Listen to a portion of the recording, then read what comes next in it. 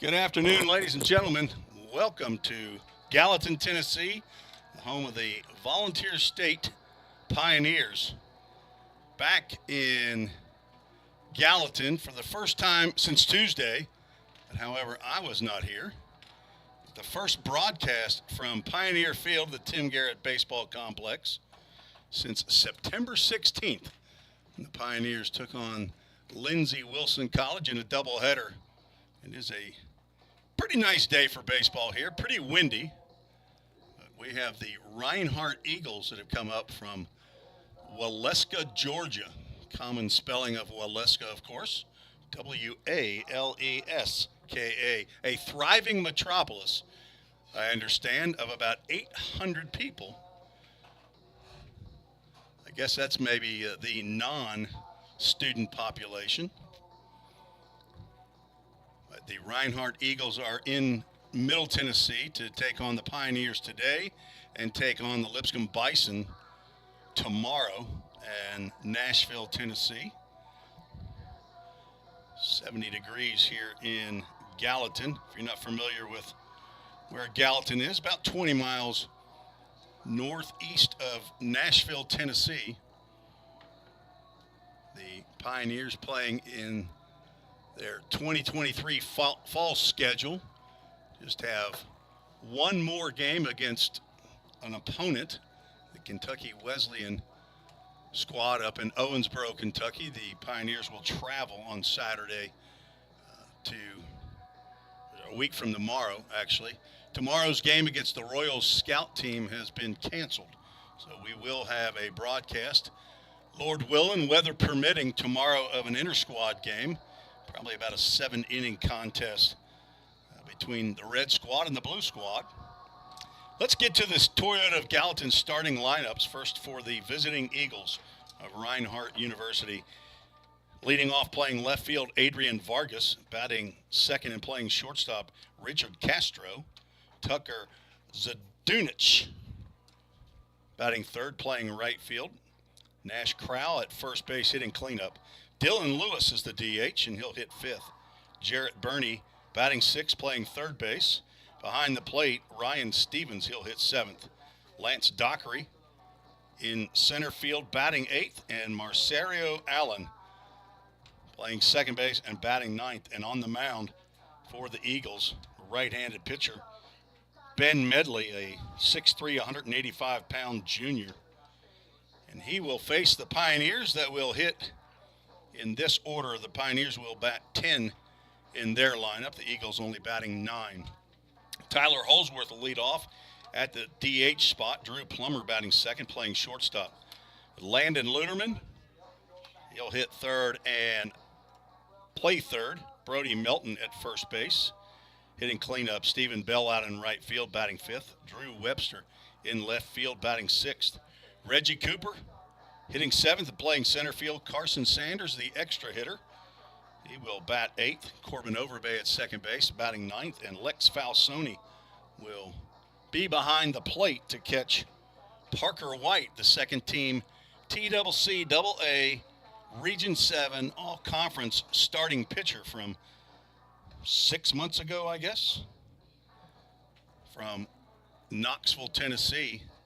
He will be on the mound for the Pioneers. This game is scheduled for 9 innings, and there might be some changes along the way. We'll just have to wait to see what head coach Jim McGuire and head coach for the Reinhardt Eagles, Jonathan Burton, a Vol State alumni, who is back on campus. Not sure when the last time Coach Burton was on campus, but he is here today, and they are in just for the 3-day weekend. I assume that they just drove in today as our umpires are coming out. Home plate umpire Jeff Bottoms, and on the bases, Randy Hunley will handle duties today for the arbiters, as they're sometimes called. See head coach Jim McGuire coming out to home plate. Waiting now for head coach Jonathan Burton having last-minute conversation with his son. We'll get his name. We have a guest analyst with us today. I'll turn his mic on here just as soon as game time starts. But Eli Klotfelter, 2-year alumni, just recently left to head down back to Georgia, his home state. And he is a junior at Reinhardt University. He'll get the start tomorrow against the Lipscomb Bison, head coached by Jeff Forehand. And a recent signee for the Bison is left-hander Caleb Pika. Not sure if Pika will get any innings in this ball game or not, or maybe tomorrow. He'll get some work probably over the weekend, today or tomorrow, but I'm sure he'll get some work a week from tomorrow up at Kentucky Wesleyan. He's had an excellent fall season so far. Parker White is on for his 7th appearance of the fall. Parker has 10 innings pitched, given up 5 hits, 4 runs, 3 were earned. Walked 5, struck out 10 batters as a 2.70 ERA. Pitched last Saturday against Trevecca. We tried like heck to get a broadcast going, just couldn't get any internet over on the Trevecca campus. I apologize for that. We are working on a hotspot that we should have for the spring, so internet hopefully won't be an issue. But thankfully, it's not an issue here in the recently, as of about 11 months ago, remodeled press box.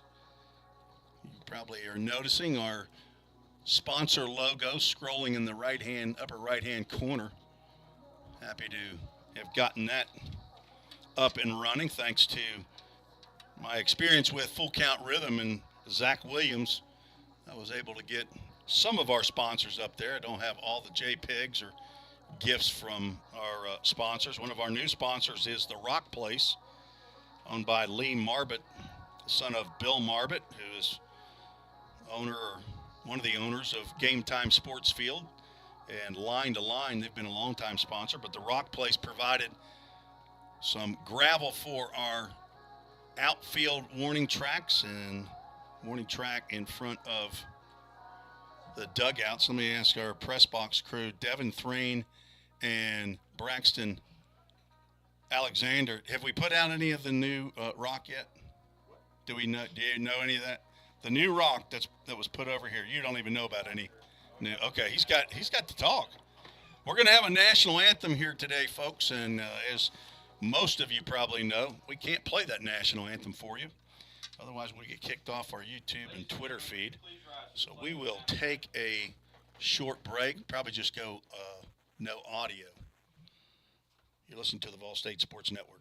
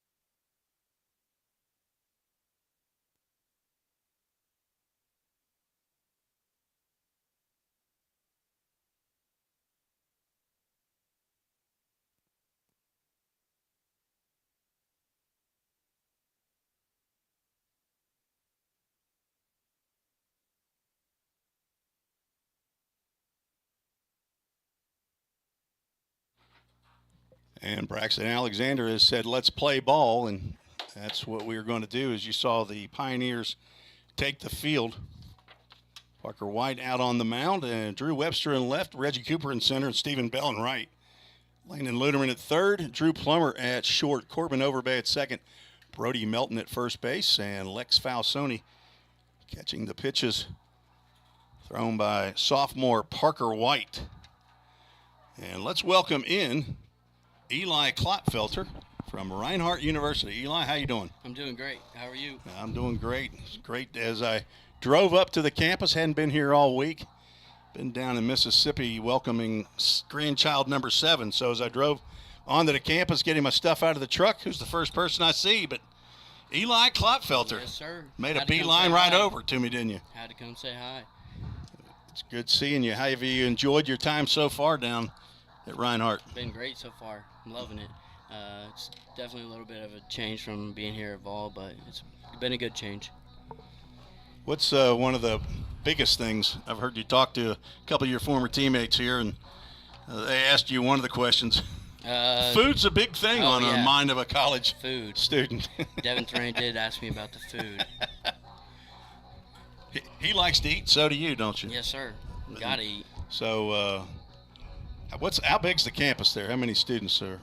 We have, I think, 1,300 students, so not very big. All right. Mostly athletes. I think we have 22 sports teams. 22? Yeah. Okay. And you all compete in NAIA? Yes, sir. Is that correct? Yes, sir. Okay. We play in the Appalachian State Conference. Who are some of your conference foes? Our biggest rival is Tennessee Wesleyan. And then we're number 2 in our conference preseason poll. And then right below us is Bryan. Bryan College? Yes, sir. Okay, another that's Tennessee school. That's the top 3. Okay.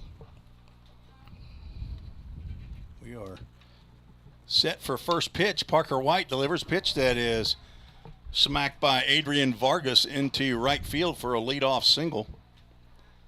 Not what Parker White was thinking was going to happen. He looked like he had a little get-me-over fastball there, and Vargas was ready to hit. It started here at 403 Central, 70 degrees, very windy conditions coming from center field over toward right field. Hoping that the windscreen out in center field won't come unattached again. Richard Castro, the shortstop, steps to the plate. There he looks at a fastball down the middle. You won't see heat coming from Parker White, but he seems to miss barrels a lot of times. He does. Eli, your teammate from a year ago.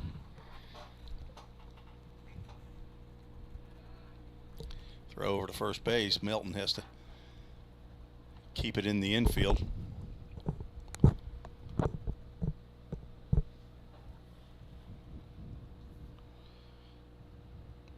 Castro, 6'3", 235-pound senior. The 0-1 breaking pitch is drilled out the left field, and that's going to be against the wind, and it's going to get out of here for a 2-run home run. 3 pitches in, Reinhardt has a 2-0 lead. He turned that wind around a little bit. The line drive wasn't too high in the air. It was a breaking pitch that if he didn't hit it, he might have hit his front knee. And the Eagles take an early 2-0 lead. Now batting, number 7, Tucker Zadunich.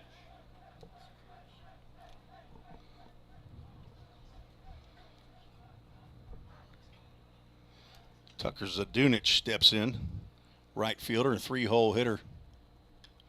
He gets fisted there. That will drop in front of Overbay, and that will be no play. And Corbin throws it over the first baseman's head. Melton will track it down.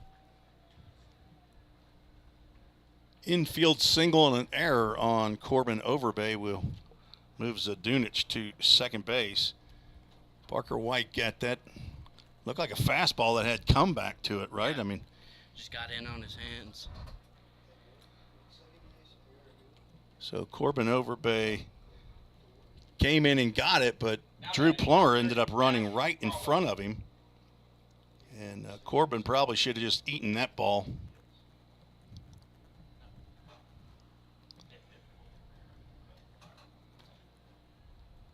Now the cleanup hitter, first baseman Nash Crowell, hitting from the right side. Got a lot of power, according to my color analyst. Takes called strike.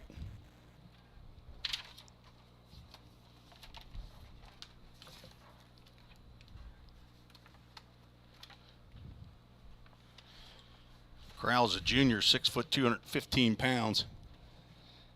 215 might have been a couple of years ago. He looks a little thicker than 215. He gets ground ball base hit in the left field. Webster up with it quickly, and that will keep the runner at third base. Parker White is not enjoying success here in the top of the first inning. Up to bat, number 9, Dylan Lewis. 4 straight hits. We are just getting started here in the top of the first inning.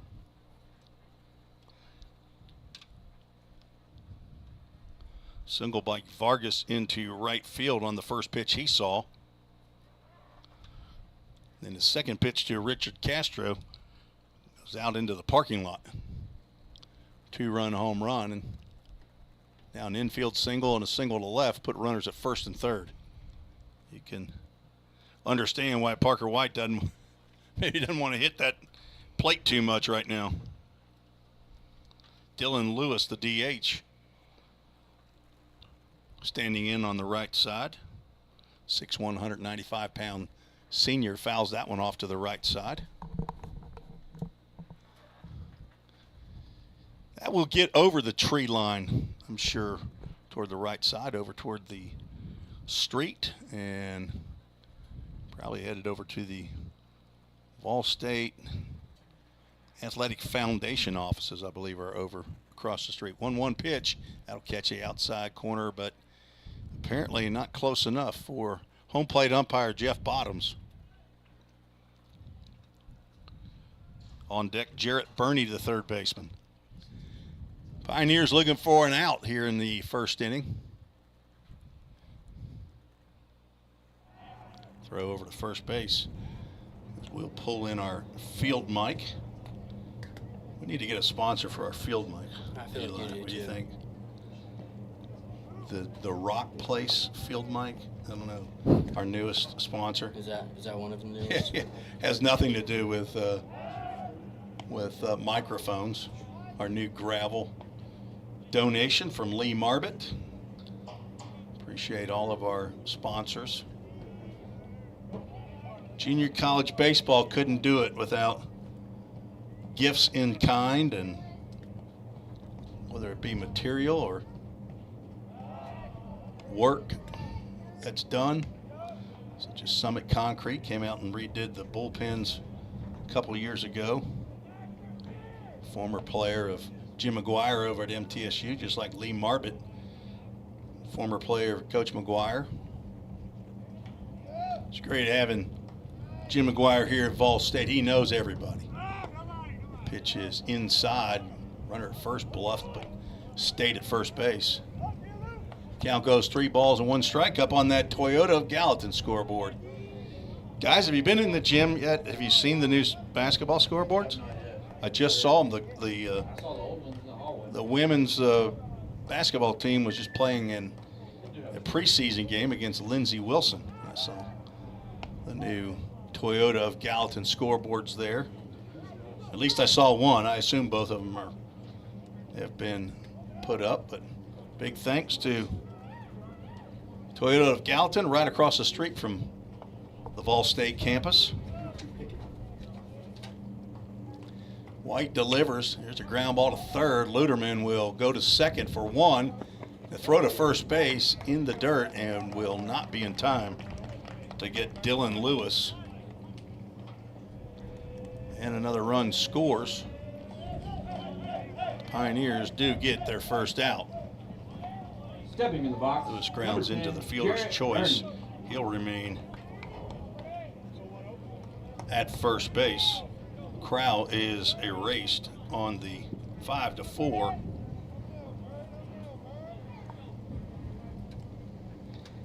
Jarrett Burney, third baseman, steps in.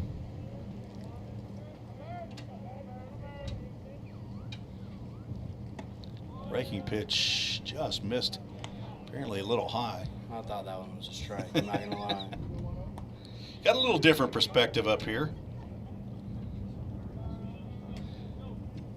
Wind looks like it's coming straight in from center field, then it'll move over toward that right field bullpen. That pitch looked like maybe it tailed out. Maybe you think that was a makeup there? Yes, sir. 1 ball, 1 strike to third baseman Jarrett Burney with 1 out, 1 on, 3 in here in the top of the first inning.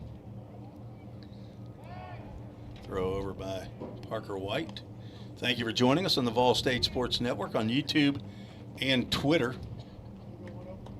It's good to be back broadcasting Pioneer baseball, especially here on the campus of Volunteer State, where we feel pretty confident we have reliable service. Internet service, that would be. Jersey Mike's, I don't think, delivers up here. The best sub around. Breaking pitch. Fouled off to the right side. Wind will definitely take that one out of play. And we'll go 2 balls and 2 strikes. Somebody else has got the same cell phone ringtone that I do, because that was my wife's ringtone, or calling me, and I'm looking at my phone and saying, my phone's not going off, but it must have been somebody down here. Yeah, I was hearing that too. I don't know where it was coming from. Parker White practicing his throw over to the base. Now he's going to practice his shoe tying skills. See if Parker can't get a ground ball here and get out of it. Kind of a weird situation for you, right? I know. I love Parker. Former teammate against current teammate for you. 2 balls, 2 strikes, 1 out. Top of the first inning. Breaking pitch fouled off as Burney stays alive. On deck, Ryan Stevens. Now, I'm sorry, whenever I look over on deck and I see a catcher with 1 out and 1 on, I'm thinking, take your shin guards off. But he's got his shin guards on. Hey, he can do what he wants. He's a great catcher. Runner goes. There's a ground ball too short. He'll have to go to first base, and the sidearm delivery from Drew Plummer is on time and accurate. For out number 2. On the play, Lewis moves up to second base. Now batting, number 22. So Ryan Stevens, you've delivered a few pitches to him, have you? Ryan? Yes. I have not, actually. I've never faced Ryan in the box. Have you pitched to him, though? I mean, you like throwing to him? Yeah, he's caught me every time I've thrown, actually. Okay. Yes, sir.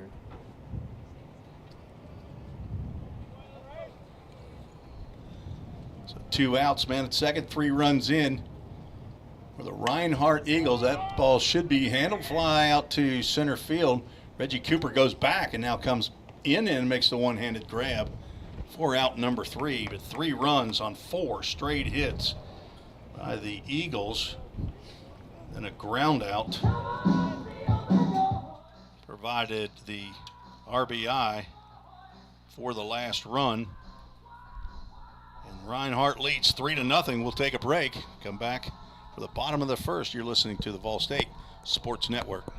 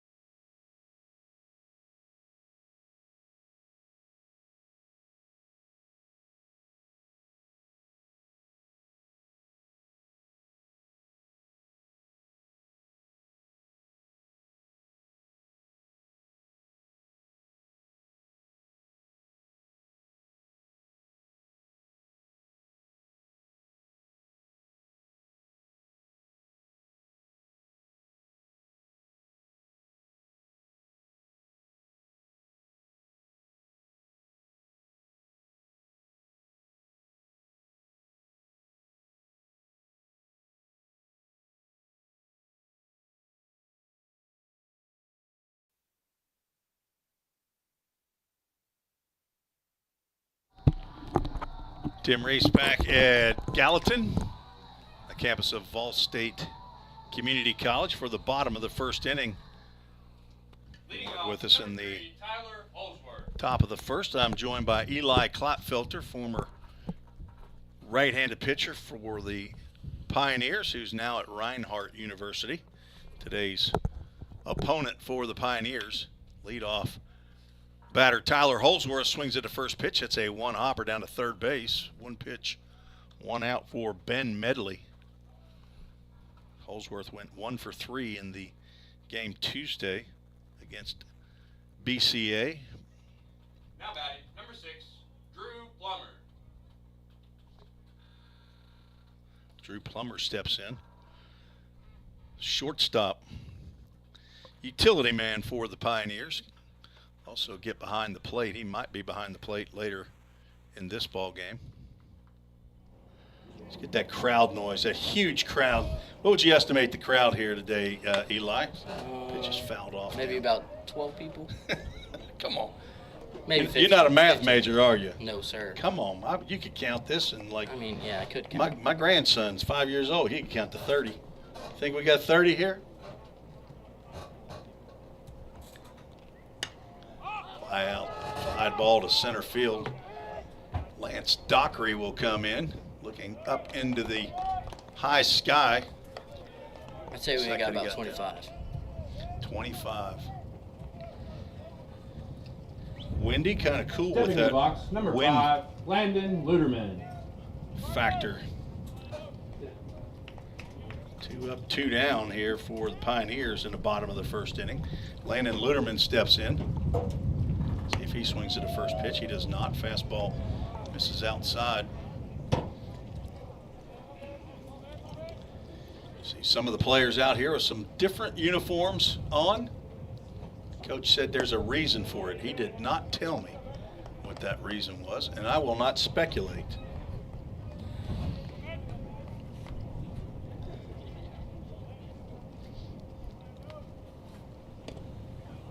Ball gets away. Count goes 2 balls and a strike. How many players, Eli, on the Reinhardt roster? This is a traveling roster, as I know, smaller, but Yes, so I think we took 28 here, but on the whole team we have 62. 62. Yes, sir. We're split into 2 teams. Why did I have 2-1? Okay, so you split it up. So is the other team playing? Let me get the correct count up here. 3 balls and a strike, according to our scoreboard operator, Devin Thrain. He apparently was at least right on the balls, as we have a first base runner for the Pioneers. Luderman draws a walk.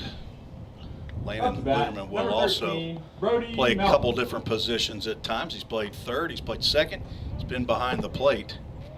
Brody Melton, first baseman, steps in there to clean up hitter. 60, you say? Yeah, about 62. All right. But you do not have a JV squad, is that We do right? not. So Cumberland's got a JV squad. Freed Hardeman has JV. A lot of the NAIA schools, although Freed Hardeman, are they Division II? Are they I think they're NAIA? I think they're NAIA. They may be moving. Maybe Yeah. that's what I heard. Somebody I heard recently is moving from NAIA to Division I. Brody Melton from Tullahoma, Tennessee, sophomore. And he will hit one hard down to third base. He will go the short way, Bernie to Allen to get the force out. And the Pioneers will go quietly in the bottom of the first. No runs, no hits, no errors, 1 runner left on base. 3-0 Reinhardt, scheduled for 9 innings. We'll take a break. Be right back on the Vol State Sports Network.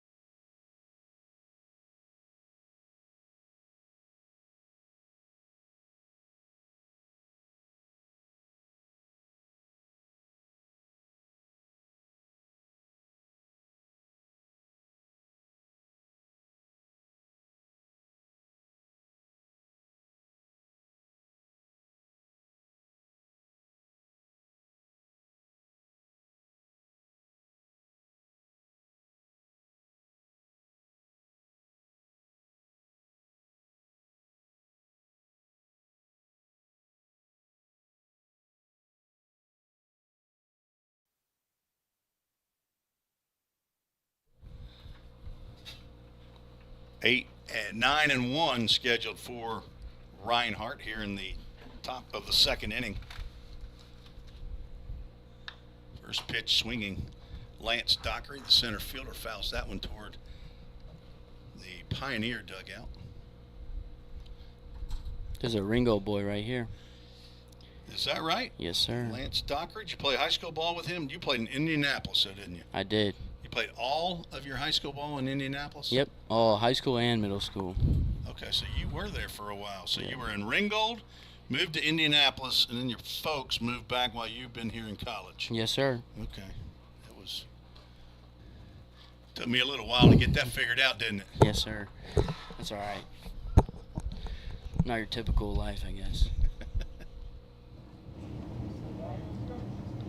But neither of your parents were in the military, though, right? You just No, sir. moved for other work. Yes, sir. 1-2 pitch, swung on and missed. Ball was dropped. Falsoni tags Dockery for out number 1. Better start for Parker White. Yep, that's the Parker from last year right there. Get ahead and then throw the banger. Stepping in the box, number 3, Marciero Allen. I don't know how to say it. I hate this. Braxton Alexander, our public address announcer, fallen in love with PA work. BA is the PA. That's what it is. Struggling a little bit as that ball is smashed into left field. That will get down for a base hit. Marcerio, how did you say it? Marcerio? I'm sure you said it just like it's on his birth Now certificate. batting, number 4, Adrian. Where'd you say he's from? I believe he's from, I want to say like near Marietta, Georgia. Okay. So, Atlanta. So you have some local guys, right? You said you had quite a bit of a international flavor Yes, to your roster. quite a bit. Adrian Vargas singled on the first pitch he saw and looks at this pitch low and inside for ball 1. Feel free to provide any anecdote that we can have on a live stream Sounds good. about a player. This ball misses outside. Adrian's actually from Venezuela.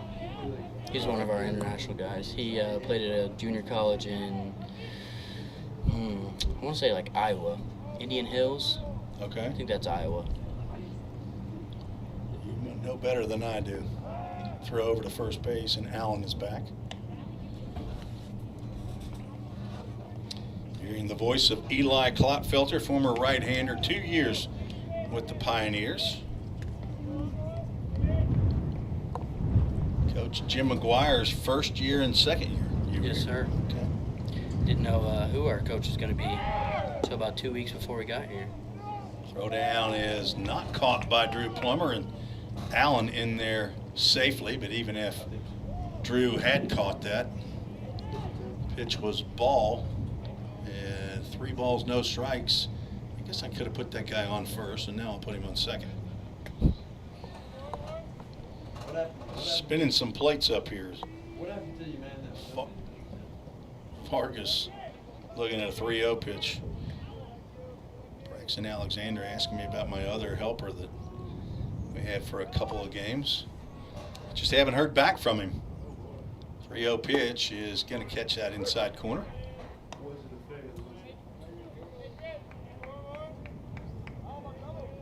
On deck, Richard Castro, who drove a breaking pitch out of here on a line drive down that left field line.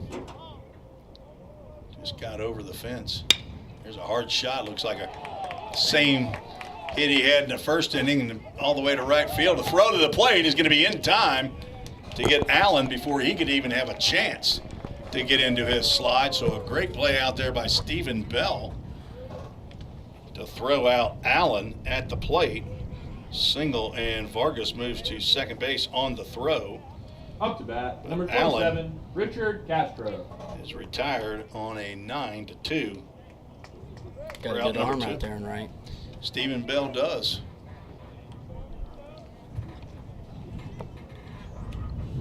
And now Castro comes to the plate the runner at second, you do have that base open, so you don't have to put one right down the can, but instead that ball gets by Falsoni and goes to the backstop. Not sure if he got crossed up on that or not, but he's going to go out and talk to Parker. It looked like he got crossed up. I think so. That's a pitch he should have handled had he known a fastball was coming. But, so a pass ball in my book, which is an unofficial book. Of course, all these games are unofficial. It is fall ball, Eli. That is true.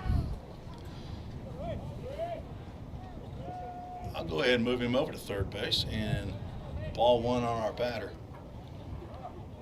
2 outs.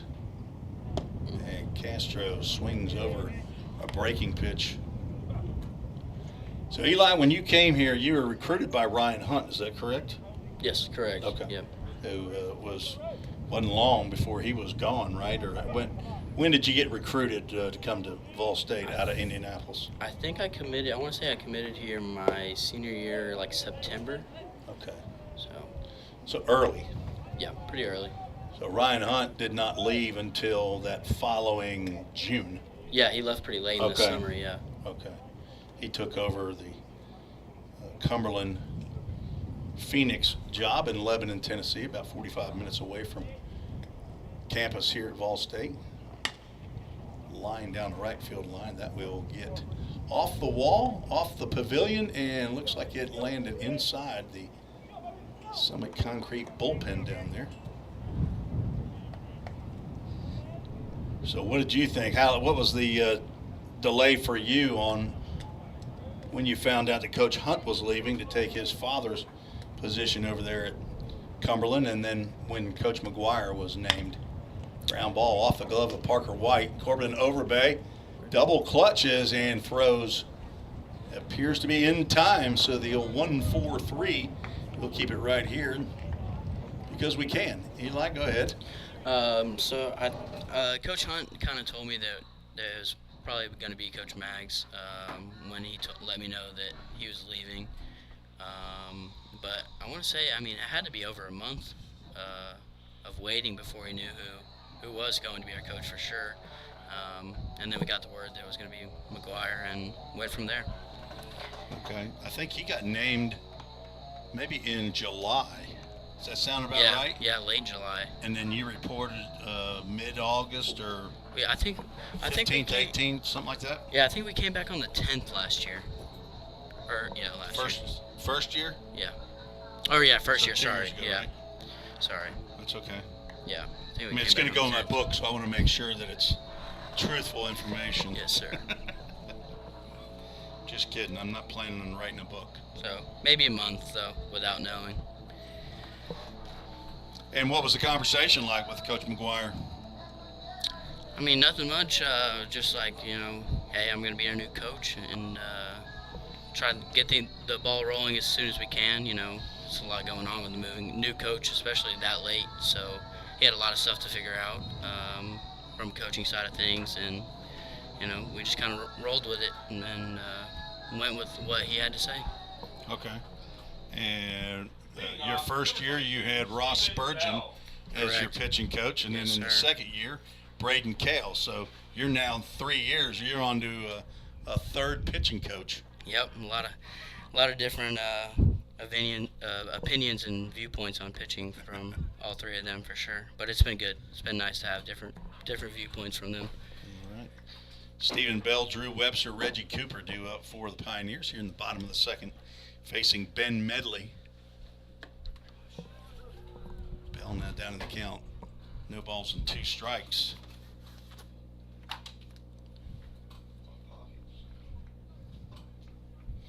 Stephen 2 for 4 on Tuesday against BCA, fouls that one off.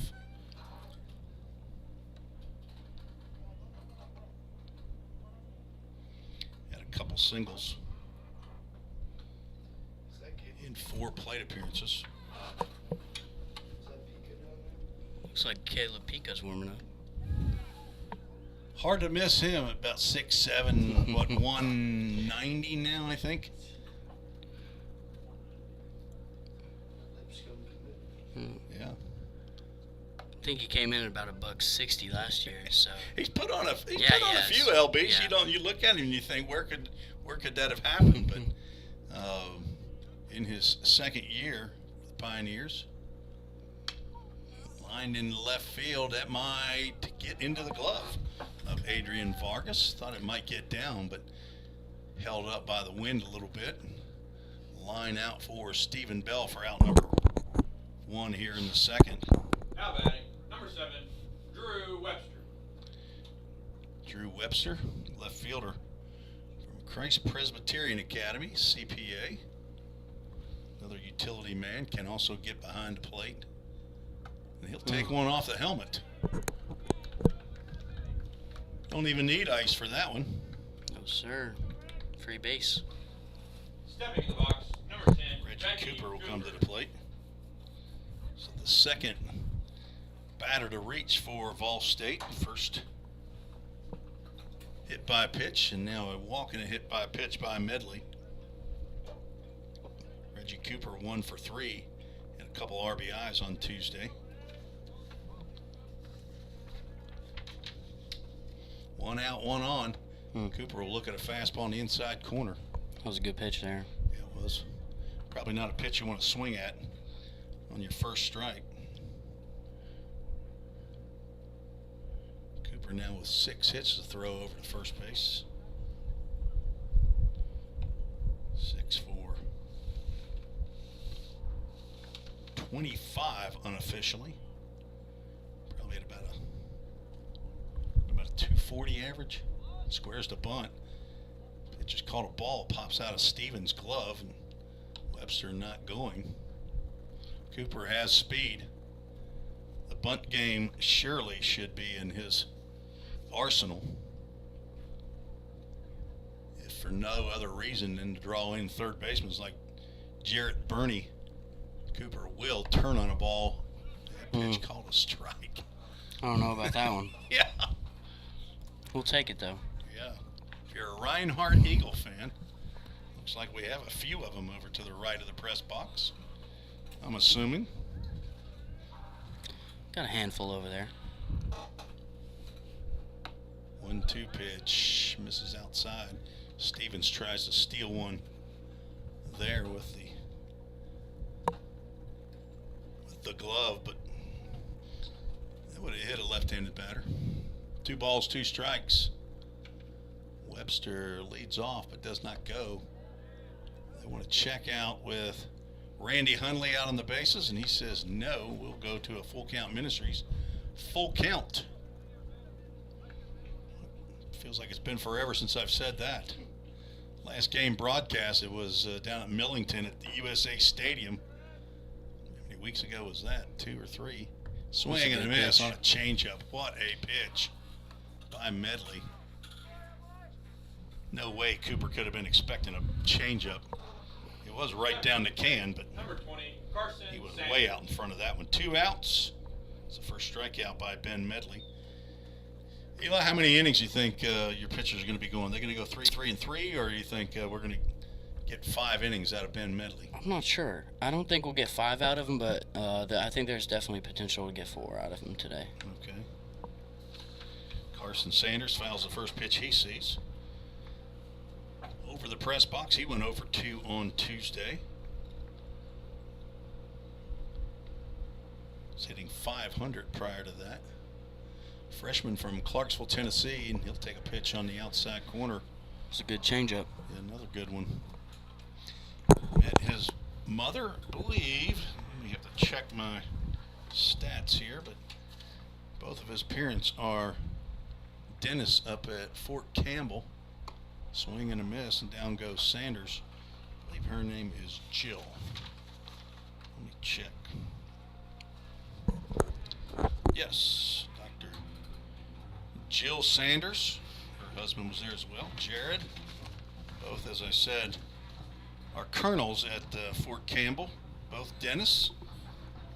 Carson is a biology major, and he went down on strikes. That's 2 strikeouts now for Medley. And the Pioneers still looking for their first hit. No runs, no hits, no errors, 1 runner left on base again. Going to the top of the third, scheduled for 9. We have a new pitcher on the mound. We'll tell you about Caleb Pica when we come back on the Ball State Sports Network.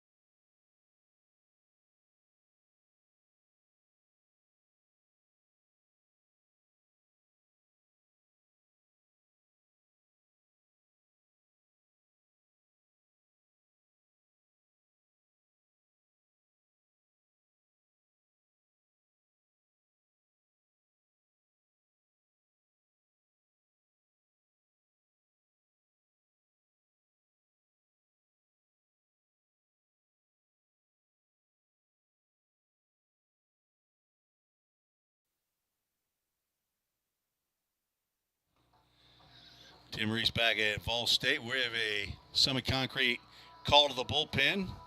Caleb Pica, 6'7", 185 pounds is what my information tells me, from Overton High School. He's a sophomore, now committed to Lipscomb University. So congratulations to big Caleb Pica. Just made that announcement this week. The son of John and April Pica and brother to Jordan and Reagan. Has a papa and grandma in Fairbury, Illinois, and a papa and grandma in Peaceotum, Illinois.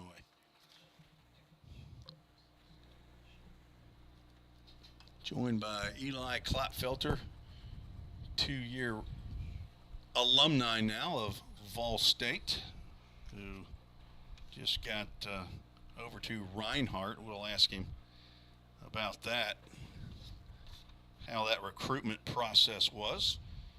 Tucker Zadunich, the right fielder, now fouled 2 straight off to the left.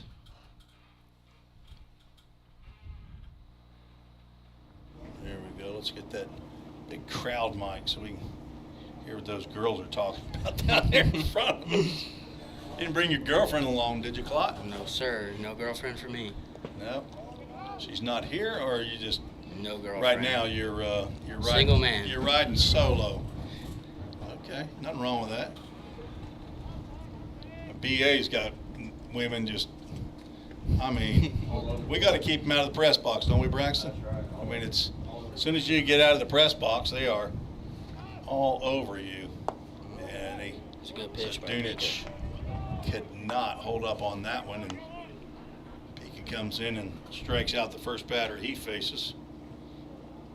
Now batting. So tell us about your Matt recruiting Harlow. process to Reinhardt, Eli. So it was in the spring. I think it started, Reinhardt, Coach Burton started seeing me in early spring last year. Coach Maggs did not let me know that until like 2 months after he had first seen me or whatever. I'm not actually sure how he saw me. You don't know where it was? No clue. I want to say it was at Lipscomb. Off During there. the fall? In Yeah. that fall showcase Yeah, last off their okay. camera system there. But I'm not sure, to be honest with you. So yeah, Coach Maggs didn't tell me about 2 months after they started looking at me, and started talking to them a little bit. Had some other schools I was looking at that I potentially wanted to go to.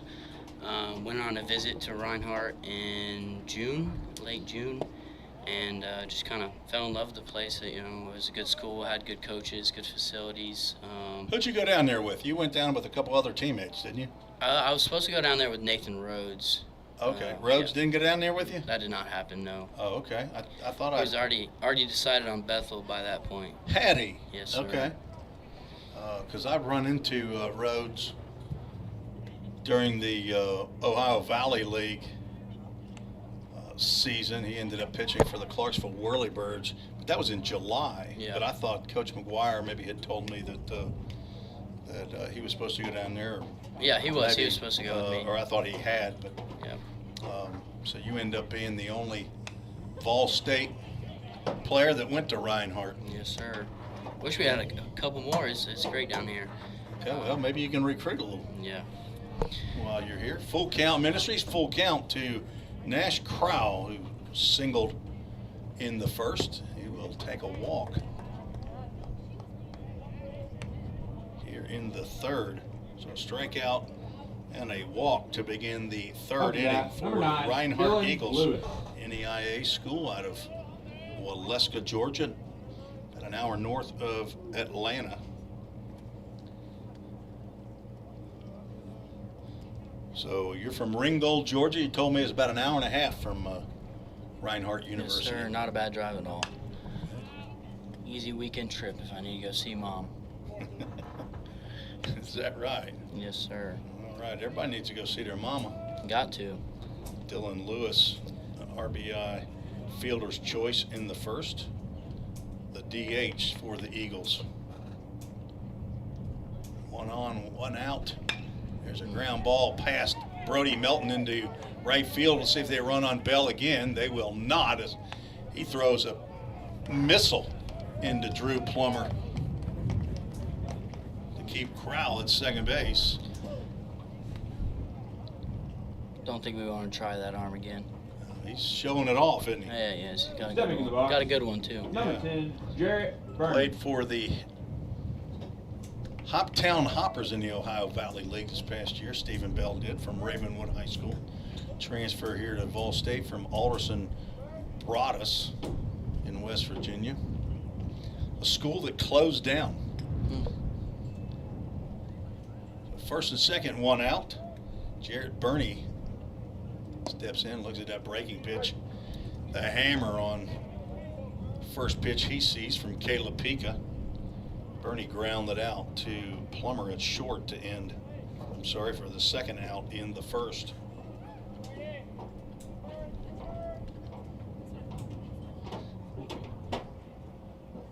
Another breaking pitch that's drilled into right center field, and that will get down and get to the wall. 1 run will score. Bell hits the cutoff man, and as the second runner comes in across the plate, a 2-run double. Good piece of hitting by Bernie. Good pitch too by Pika. He went with the pitch, Now batting, number 22, Ryan Stevens. and the Eagles lead 5-0.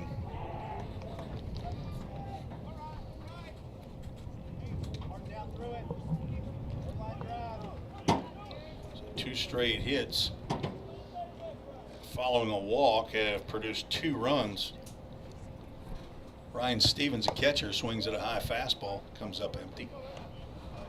Stevens flew out to center field to end the first inning.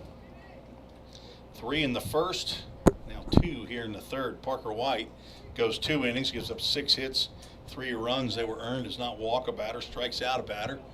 Gave up the 2-run home run. Changeup misses just a bit down.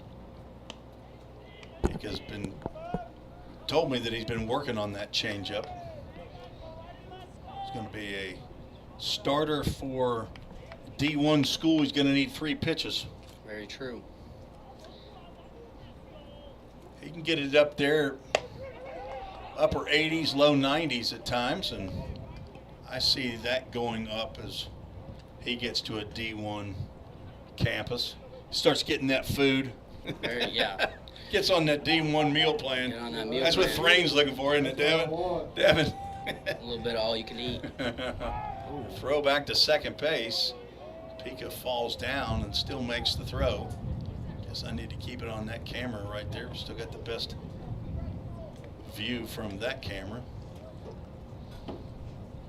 Looks like my camera's tilted a little bit. Either that or the field's going downhill to the right. Pretty sure that's not happening. 2 balls, 1 strike, 1 out. Fouled at the plate. On deck, Lance Dockery.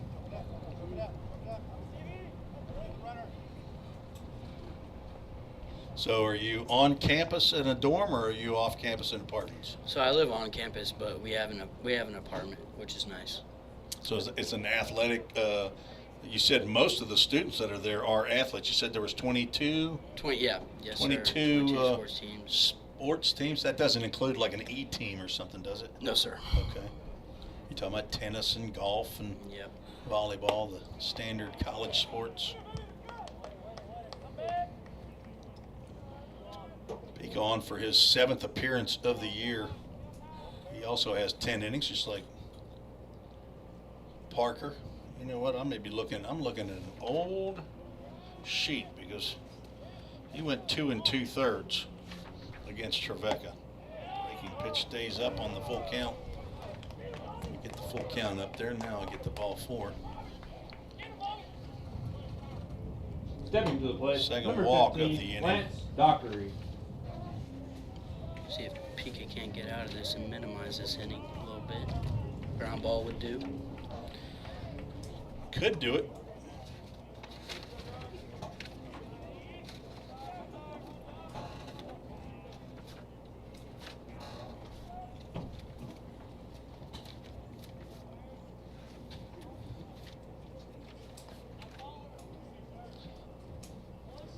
I don't have the up-to-date stats. That pitch is fouled at the plate.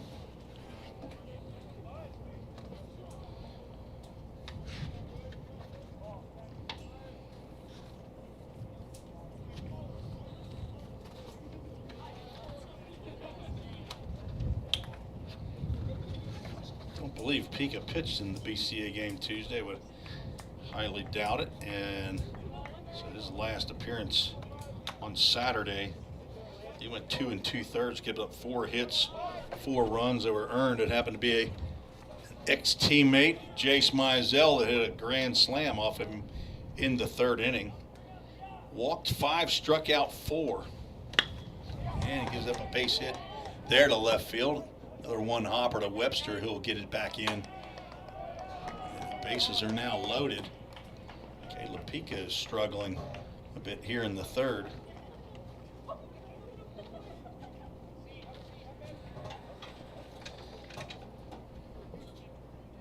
Three hits in the inning. Now batting, Marcelo Allen.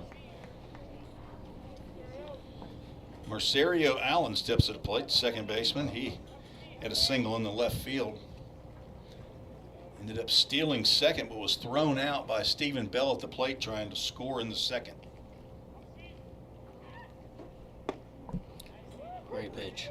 Breaking pitch in there for a called strike. How many hits?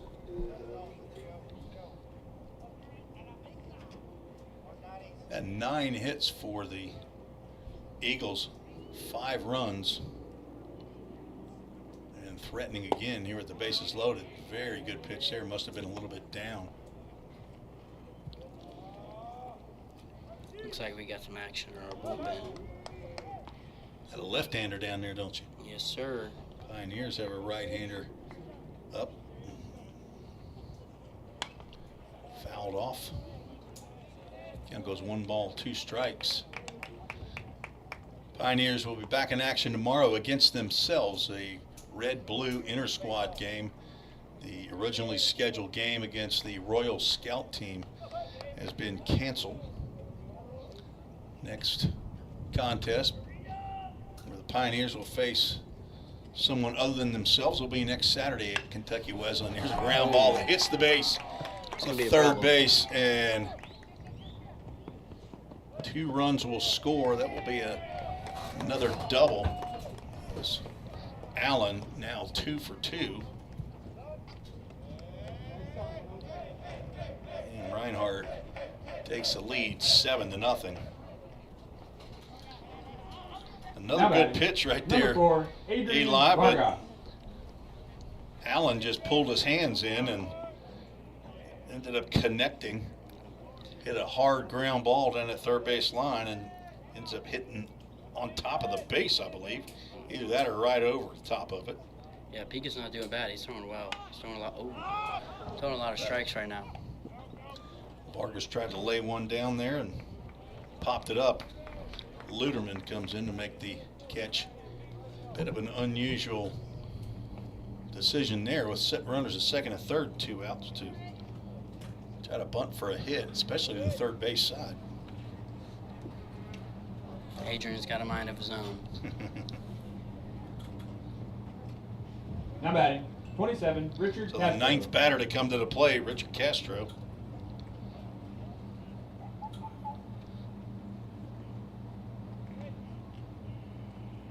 One for 2.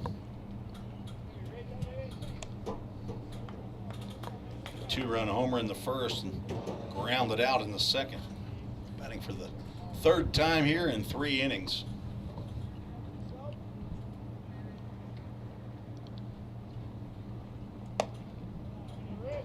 Now goes 2 balls and no strikes to the Reinhardt shortstop.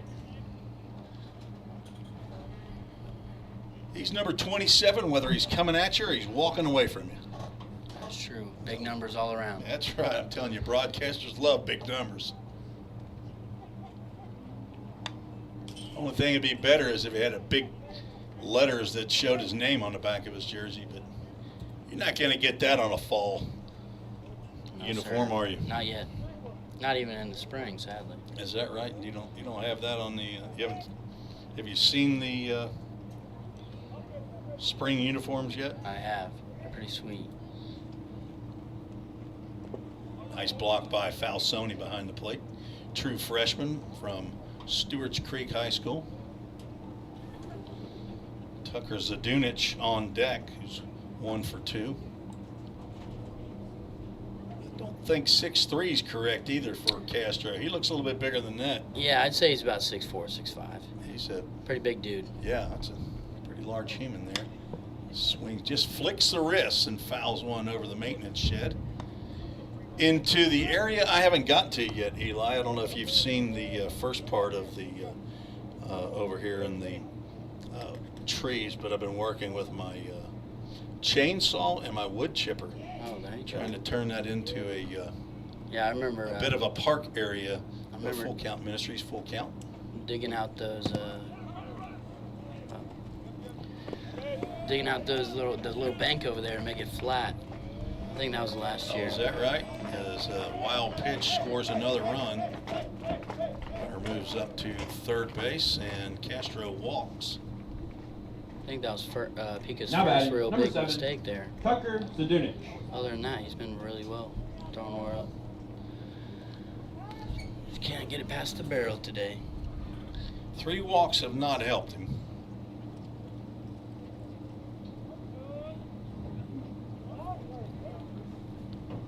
Time called by Falsoni at the plate, says our home plate umpire, Jeff Bottoms.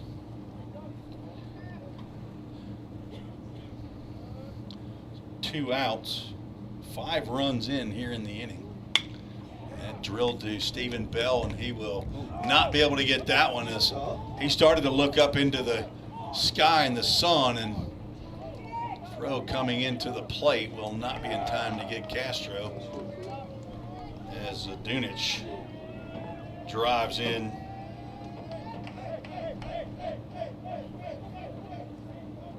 Now batting, Both number 30, Allen and Matt Castro. Crowell.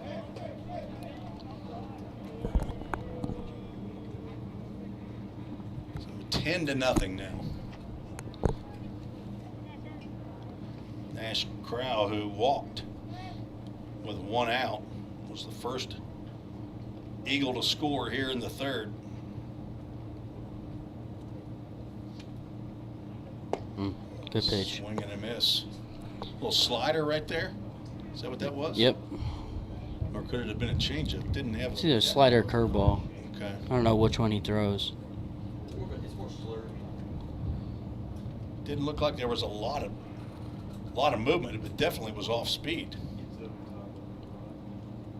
Fastball misses out.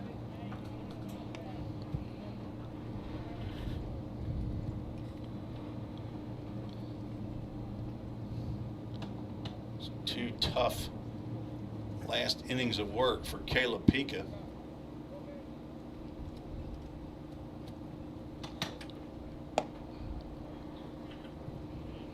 Moves the count 2 balls and a strike. Corral singled in the first and walked in the third.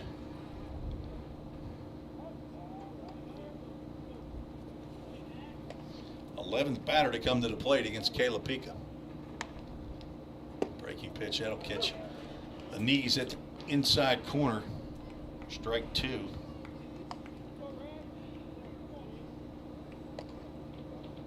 See who's going to win the 2-2 count.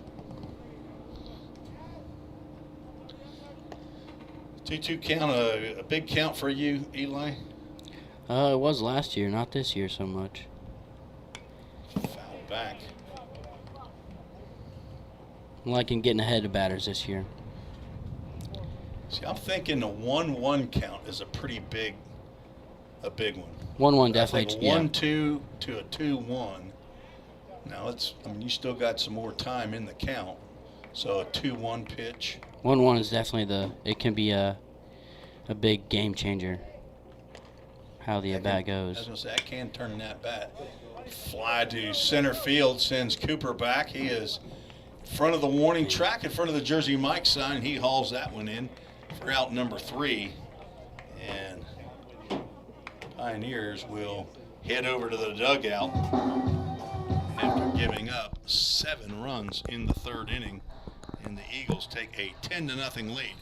We'll take a break and come back for the bottom of the third. You're listening to the Vol State Sports Network on YouTube and Twitter.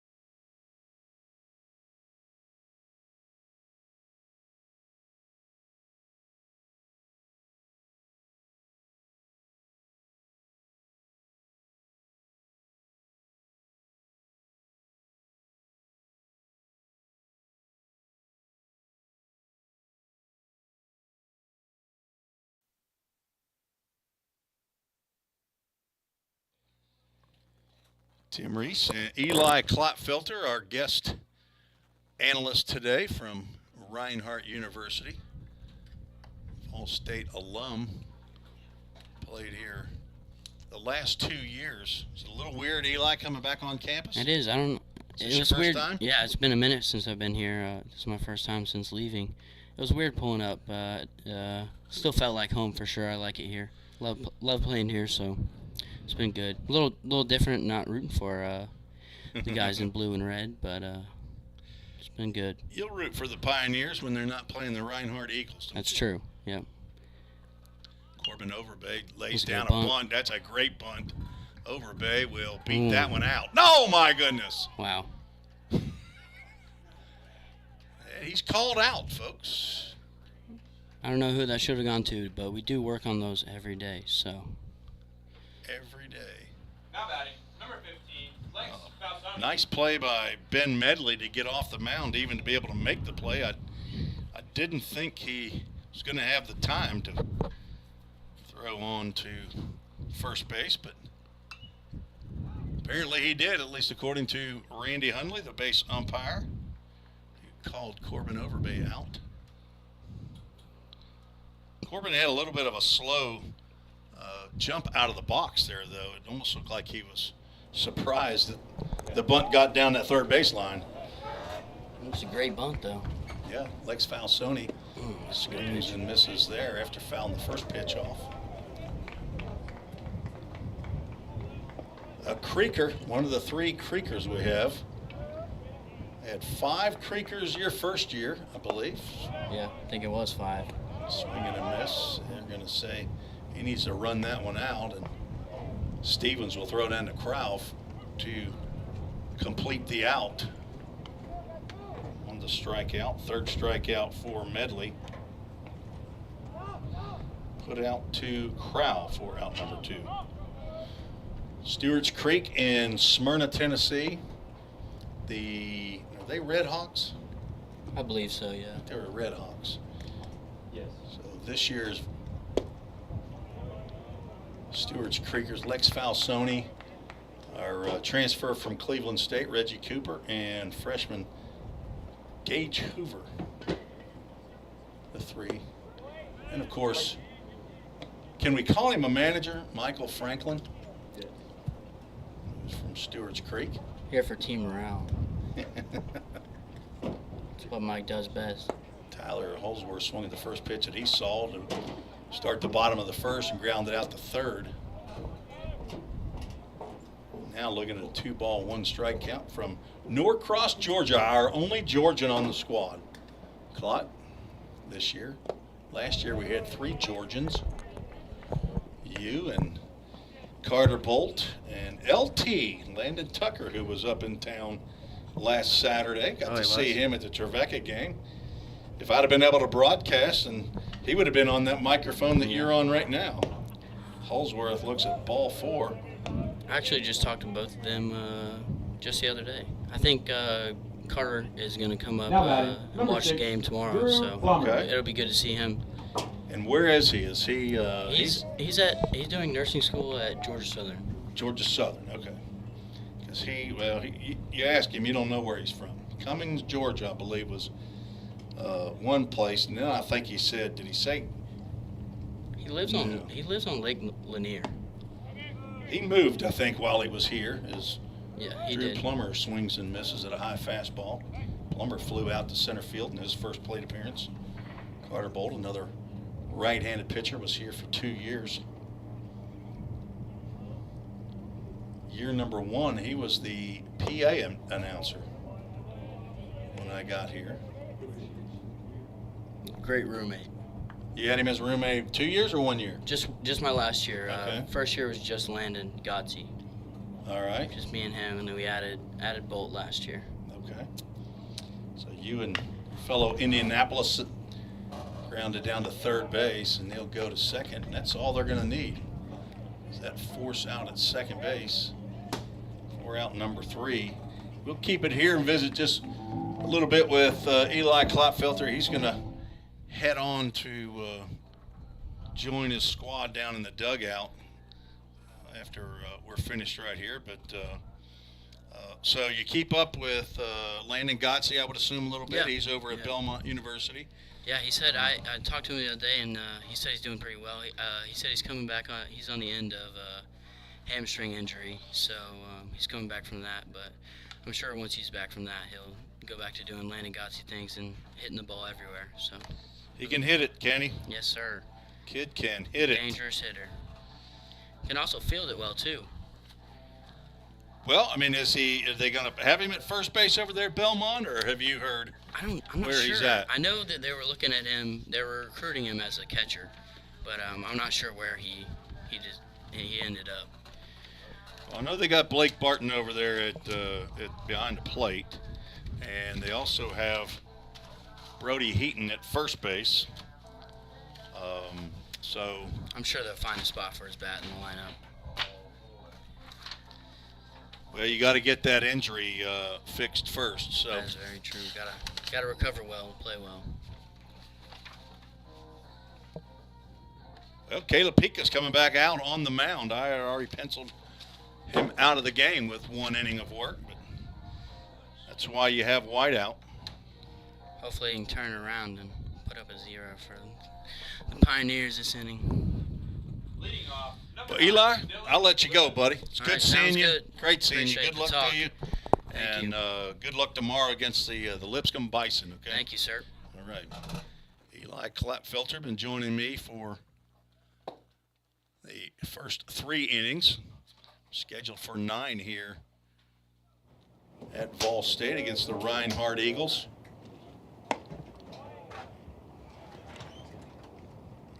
It's great seeing Eli Klotfelter, 2-year player here. Dylan Lewis steps in. 2 ball, no strike. Now 3 balls and no strikes to Lewis.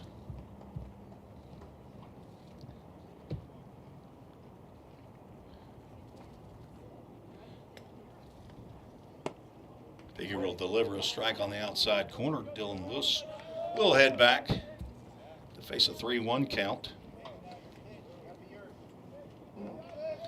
Pika gave up 7 runs on 5 hits and 3 walks in the third. And apparently misses inside there. Lead-off walk. That's his 4th walk. Now batting, number 10, Jarrett Burney.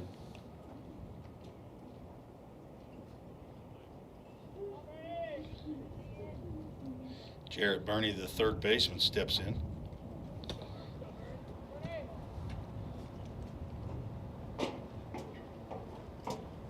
Doubled in his last at-bat and lines one down the right field line, but it will go foul.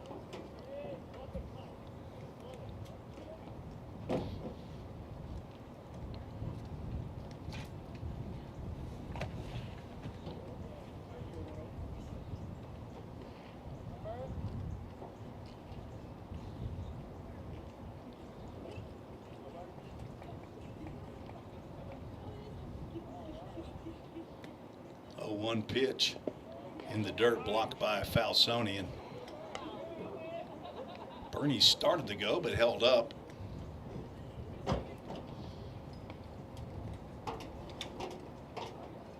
"11 hits for Reinhardt. Pioneers still looking for their first hit.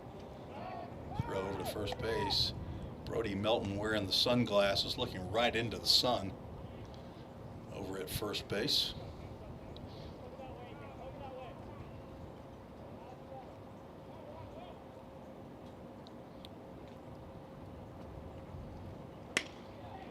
Line out to right field. That sends Stephen Bell back, and he will not be able to make the catch on this one.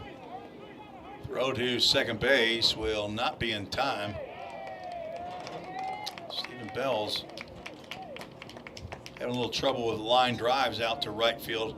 Probably a combination of the sun and the wind, be my guess. Stepping to the plate, number 22, Ryan Stevens. 12th hit. Second double by Burney. He's gone opposite way both times. And Ryan Stevens steps to play. He's 0 for 1 with a walk.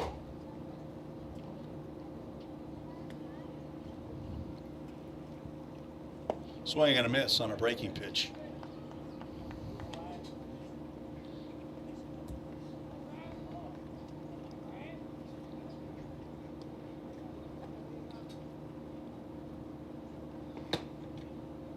Pika looking to rebound, and a little trouble now as another pitch in the dirt, blocked by Falsoni. Off-speed pitch of some sort, maybe another changeup. Sam Folks, assistant coach, currently a volunteer assistant coach, calling pitches for the Pioneers. That is off the end of the bat. And Corbin Overbay will take the spinner and throw on to first base. RBI ground out by Ryan Stevens. Burney moves over to third base. Lewis scores. Now batting, number 15, Lance Dockery.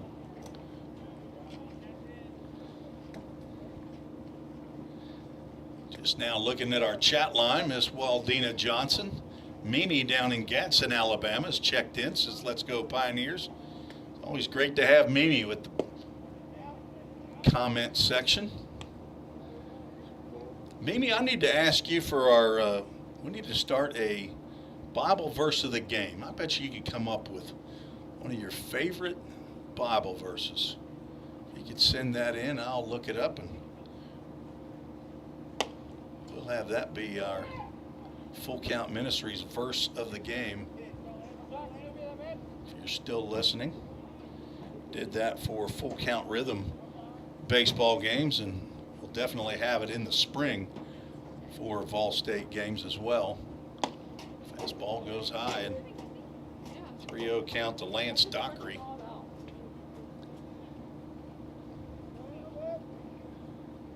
Not sure how many pitches Caleb Pica threw in the third, but not sure how long Coach McGuire will go. And there's a 4-pitch walk, putting runners at first and third, 1 out. That is the 5th walk, and there is Coach McGuire out of the dugout, and that will end the day for Caleb Pica. We'll take a break, see if Mimi come up with a Bible verse. Don't want to throw that on her, but she's got a few innings before we would get to that. We'll take a break and come back for continuation of the 4th inning. You're listening to the Vol State Sports Network.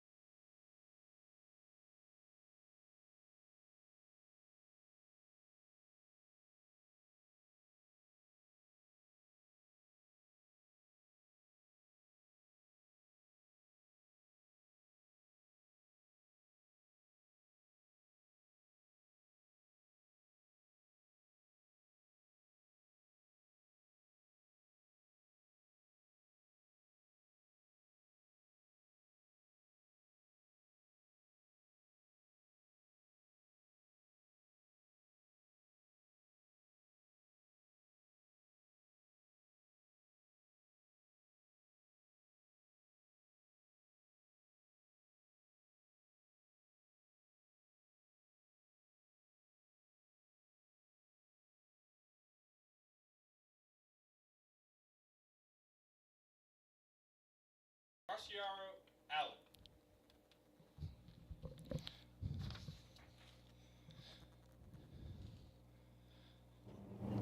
Tim Reese back for the top of the 4th inning. Runners at first and third. Noah Eatman on in relief. Our Summit Concrete call to the bullpen. 3rd pitcher on for Coach McGuire's squad. Switch hitting 2nd baseman Marcerio Allen facing Noah Eatman. First pitch delivered by Eatman down in the dirt. Eatman, a sophomore from Parrish, Florida. Saw his parents last Saturday at Trevecca, Dave and Monique. They drove up for the ball game at Trevecca. That was 6'1", 205-pound right-handed sophomore. 3 balls and no strikes to Allen, the number 9 hitter. 1 run in, a walk, a double, and a ground out, and another walk. That might have crossed up Lex Falsoni there. He kind of stood up a little faster than I would have wanted him to. Now batting, number 4, Adrian But a Varga. 4-pitch walk. Now loaded the bases. Leadoff batter Adrian Vargas popped out to 3rd base on a bunt attempt last inning. It's 2 singles, likes that first pitch, swings and misses. So the 1 out produced a run here in the 4th. 3 runs in the 1st, 7 runs in the 3rd, and 1 here in the 4th so far. Pitch on the outside corner. Called a strike. Very generous call there to Noah Eatman. Oh, there's a Papa in Englewood, a Gigi in Parrish. They might be listening in on the Ball State Sports Network on YouTube or Twitter. Count goes 1 ball, 2 strikes.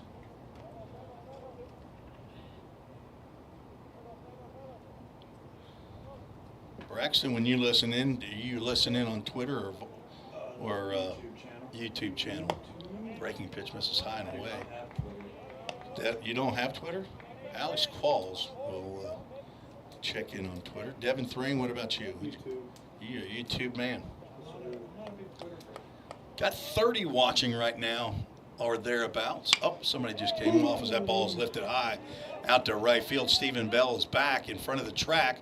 He'll make the catch, tagging from third base. Jarrett Burney comes in to score on the sac fly. Lance Dockery moves up.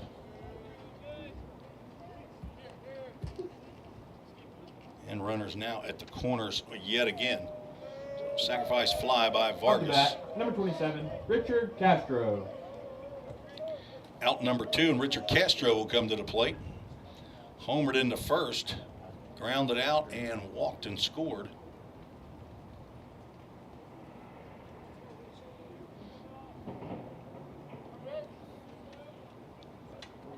That run charged to Caleb Pika.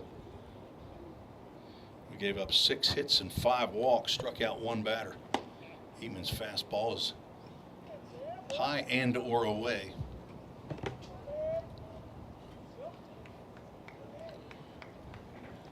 I just got back into town from visiting my middle daughter who had her 3rd baby. Throw over to first base, handled by Melton.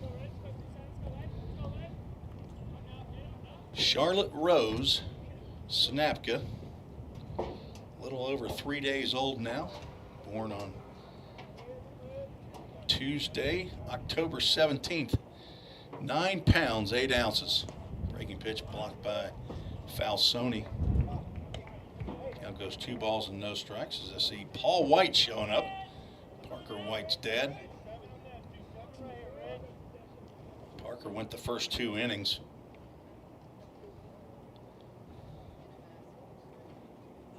Swing and a miss.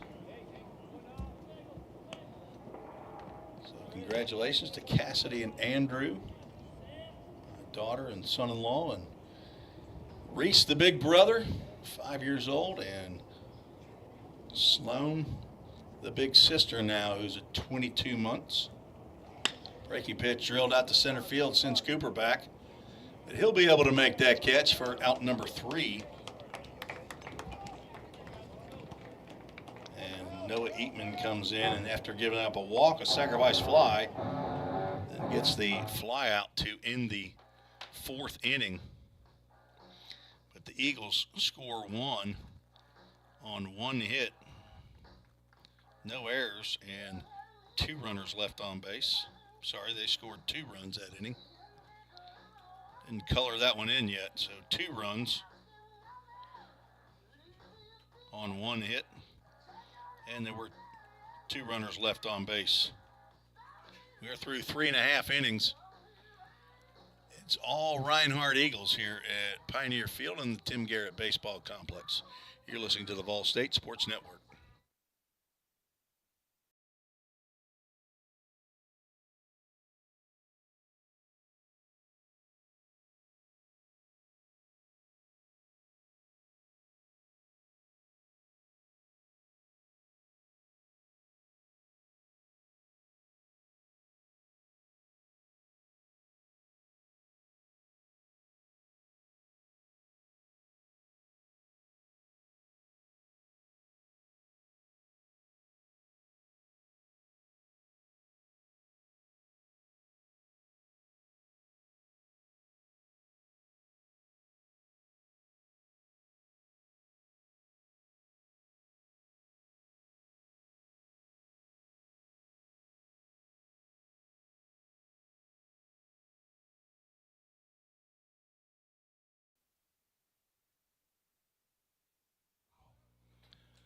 Landon Luderman will face the new pitcher for Reinhardt, Hal Stelgis, Lefty on lefty. He'll swing at the first pitch.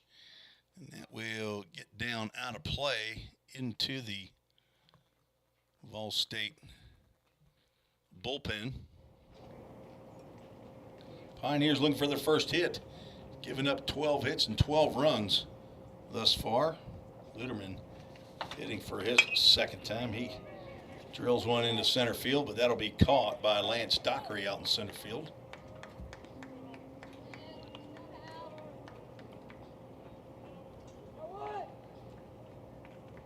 Now batting. Bring number up 13, Brody Melton. Brody Melton.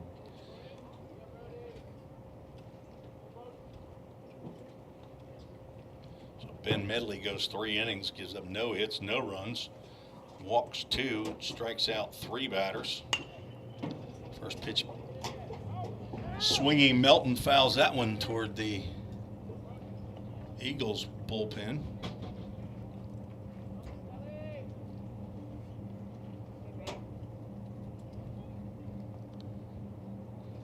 Melton grounded into a fielder's choice.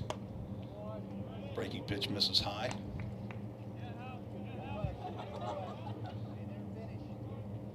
Stelljes. That's what I have on the roster. A 6'2", 180-pound sophomore fouled down the third base line. That goes 1 ball, 2 strikes to Brody Melton.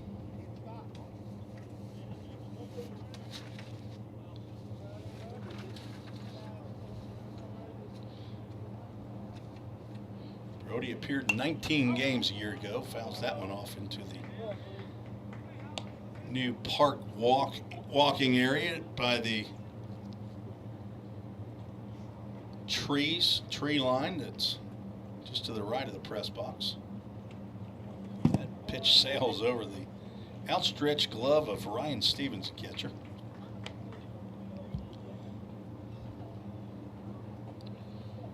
Melton in 19 games had 11 hits, 3 doubles, a triple, and 2 home runs this past spring for the Pioneers. Swings and misses. We're out number 2 here in the bottom of the 4th.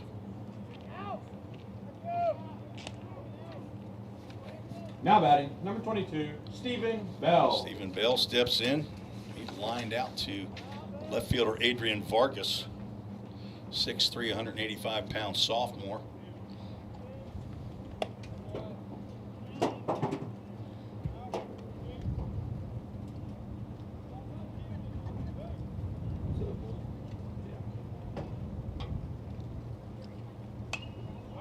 Fisted, that will get out of play. 1 ball, 1 strike. Stephen recovering well now from an incident that occurred probably about 3 weeks ago now here in a practice field where he got hit in the neck by a ball. Here's a line drive off the glove. 2-hopper over to Castro at shortstop, so a 1-6-3 to retire Bell for out number 3. A 1-2-3 inning for Stelljes. Pioneers now 4 innings of no-hit baseball as we will go to the top of the 5th inning. Looks like Noah Eatman will be back out for the Pioneers. Take a break, be back on the Vol State Sports Network.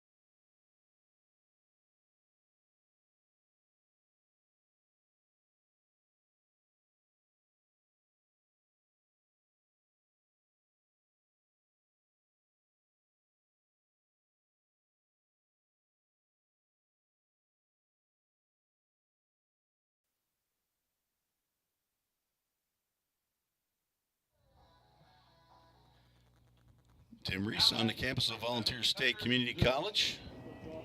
Pioneers taking on the Reinhardt Eagles from just north of Atlanta, Waleska, Georgia. Noah Eatman back on for his second inning of work. First pitch to Tucker Zadunich. Misses low and inside. Zadunich 2 for 3. Set a called strike.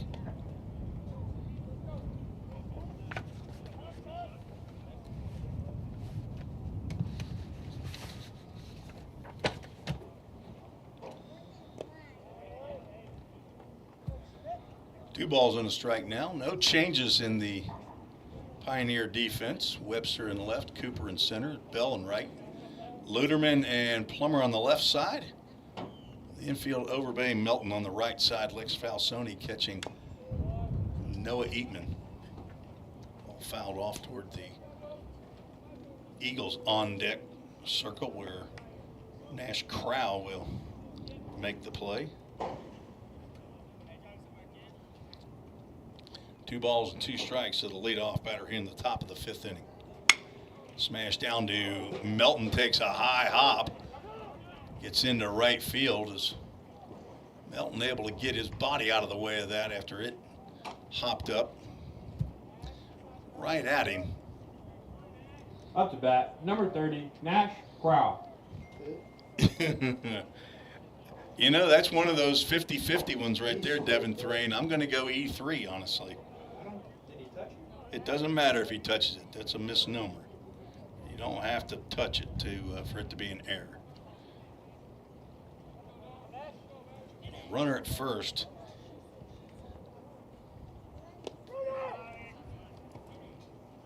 Breaking pitch misses low and away.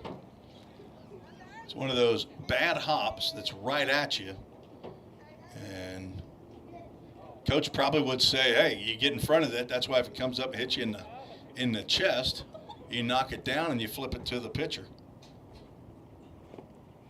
Blocked by Falsoni. Brody trying to get his face out of the way, I think, of that higher hop, and ended up moving his chest along with it. So I don't think he was able to get a body part or a glove on that one. Hard call for an official score, and Coach McGuire might put a base hit in his scorebook. Nash Crow now looking at a 3-0 count. And we'll take a 4-pitch walk. As Pioneers are digging a hole here in the 5th. Second walk Up to for bat, Eatman. number 9, Dylan Lewis. Came in relief of Caleb Pika in the 4th inning.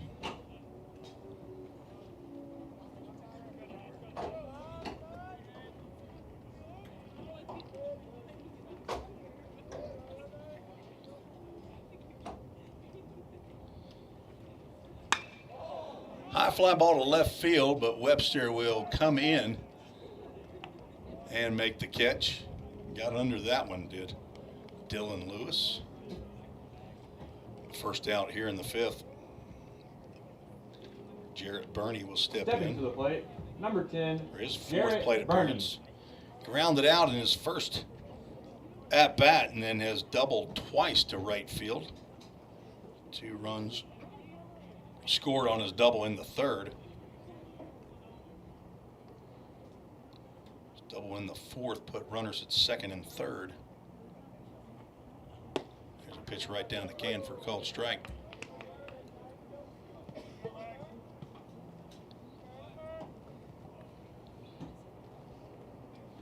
Caleb Pika went an inning and a 3rd, give up 6 hits.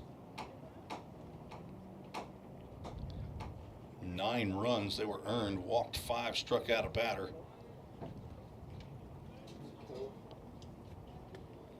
Twelve runs, 12 hits for Reinhardt. Fouled off down the right field line. That will get over the pavilion into the tree line.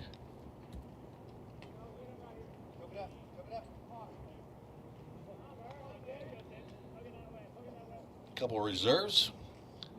Connor Paul and Nathan Aguilar on the hunt for that foul ball now out of the dugout. That's line to right field, and that's a third opposite field attempt as a runner is trying to go from second to third. That's going to be a double play, 9-3 to 5. So an ill-advised base running move there by Tucker Zadunich, trying to catch the Pioneers napping as Bernie lines out to right field for out number 2.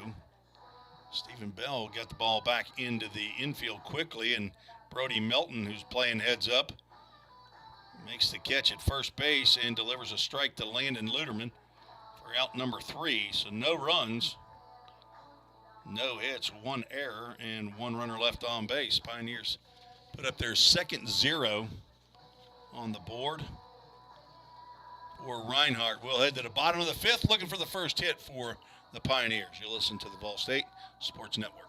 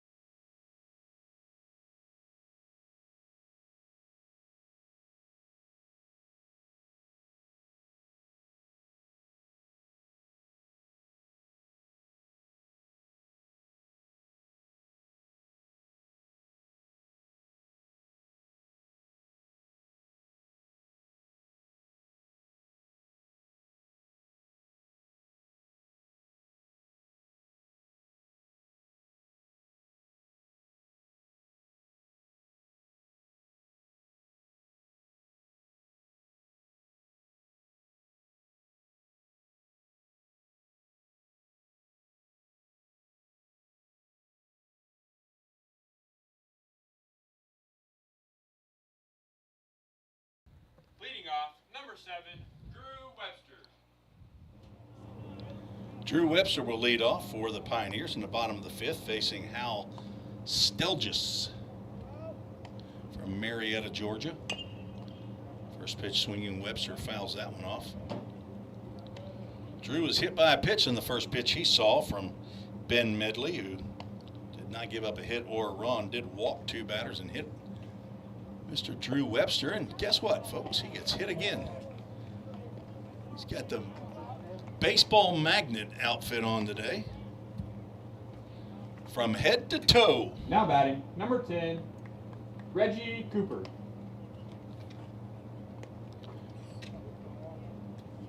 Reggie Cooper stands in. Swinging from the right side, and he swings at the first pitch, fouls that one off to the right side. It will get out of play right in front of the maintenance shed, hop over, and there they are, Connor Paul and Nathan Aguilar. I'm not sure if they're just now getting around to that side of the field or not. No, they do have a baseball in hand. Now it's popped up. That will stay in play.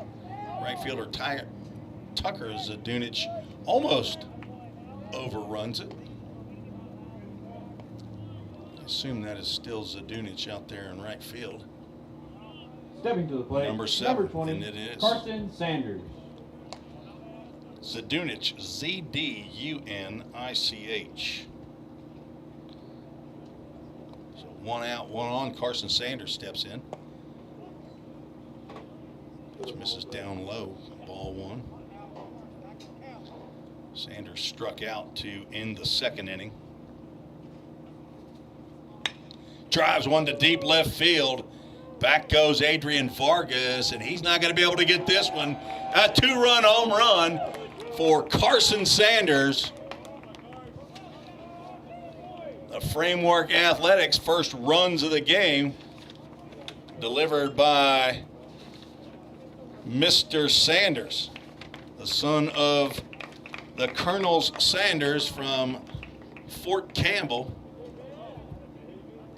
And the Pioneers get their first hit and first runs of the game. 5'11", 200-pound freshman from Clarksville High School in Clarksville, Tennessee. A strong young man. Corbin Overbay steps in.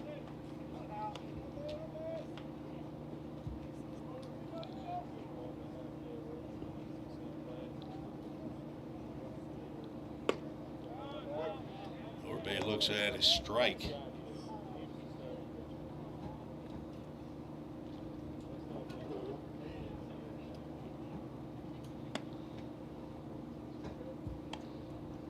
Overbay tried to lay down a bunt. In the second, it was a beautiful bunt, had a little bit of a delayed exit from the batter's box and was caught at first base on a nice play by Ben Medley. I didn't agree with the call from the base umpire, but he's not paid to call safe. He's paid to call out.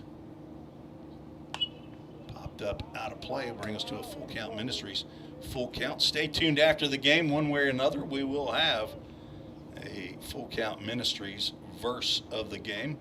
I've got one in reserve just in case we don't get one from anybody.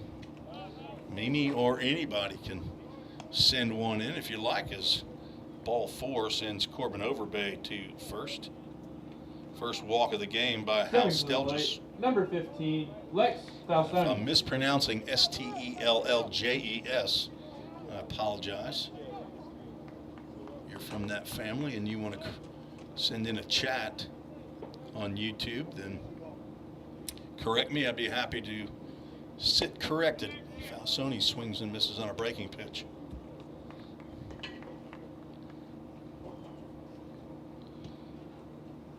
One out, 2 in, and 1 on. There's a ground ball, could be 2. Nice hop to Castro. Throws to Allen on to first base. Dug out of the dirt by Nash Kroll.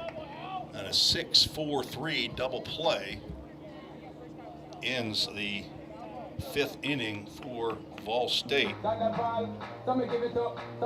Pioneers do score 2 runs on the 2-run home run. Home run off the bat of Carson Sanders.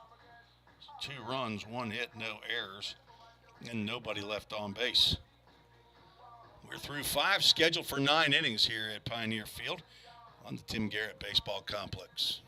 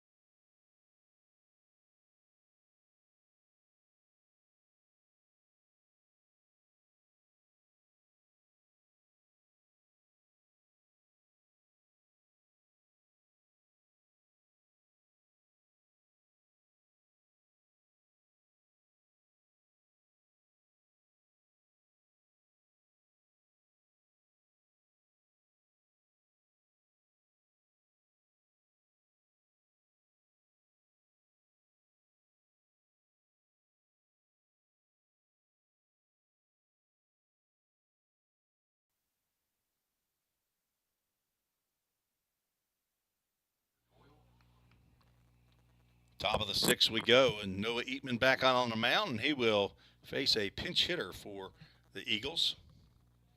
Sam Kilgore hitting for Ryan Stevens. And another pinch hitter is on deck.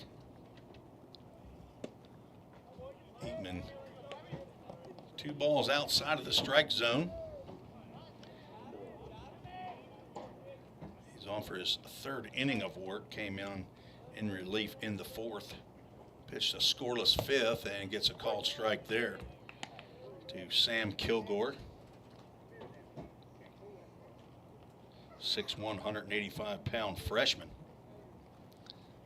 Had Eli Klopfelter on earlier as Kilgore hits a ground ball between short and third for a base hit. Parker Doyle, number 17, steps to the plate, a utility player, 5'11", 175-pound junior. Now batting, He number will 17, pinch hit for Parker Doyle. Lance Dockery.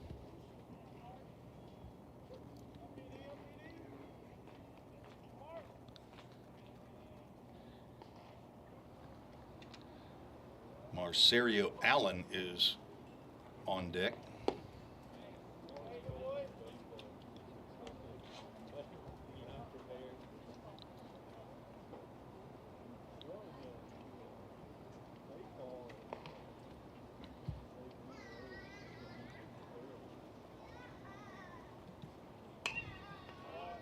Fouled off to the right side.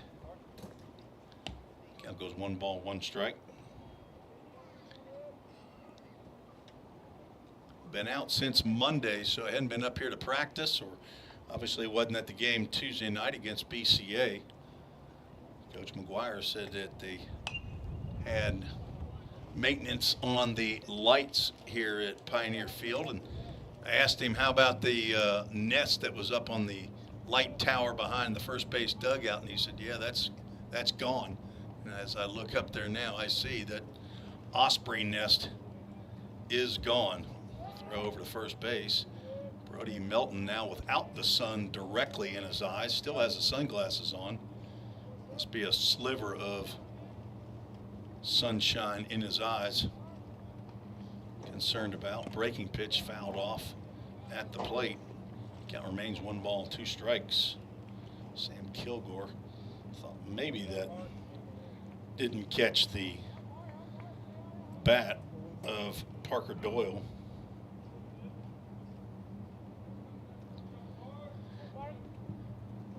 Got to be on your toes in fall baseball. Never know who's going to be hitting and who's going to be going in to play in the field. A little easier when you know the squad.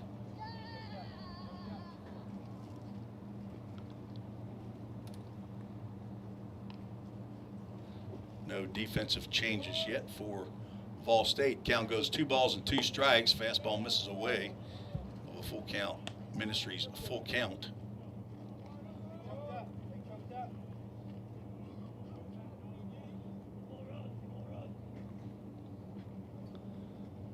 No outs, 1 on. Runner goes, and that pitch is fouled off. We will do it again.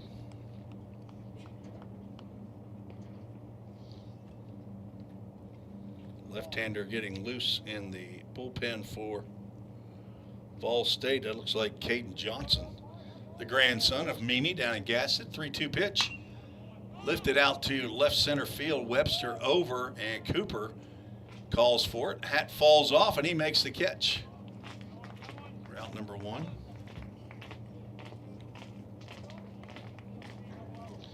Marcerio Allen Now batting, get number his 3, 4th plate Marcerio Allen. appearance. Singled, doubled, and walked. Drove in 2 runs, scored 1. Switch hitting middle infielder. Eli Klopfelter, very impressed with his defensive skills for sure, and he's shown offensive skills here, 2 for 2. Fastball misses up.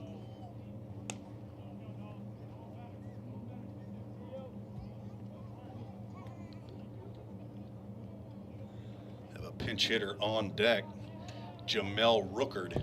Swing and a miss by Allen. Number 1, Jamel Rookard is on deck. One more time. BA, I've told you twice. I've got the only copy of the roster. It's ground ball up the middle, could be 2. Overbay flips to Plummer on to first base. We won't need to worry about Jamel Rookard until next inning, as we have a 4-6-3 Doodat double play, just what the doctor ordered for Noah Eatman and the Vol State Pioneers. No runs, 1 hit. No errors, nobody left on base. Both teams have turned double plays here in each of their last half innings. We'll go to the bottom of the 6th. Pioneers have their first hit, have their first run, and see if they can make a game of it with a big crooked number in the bottom of the 6th. You're listening to the Vol State Sports Network.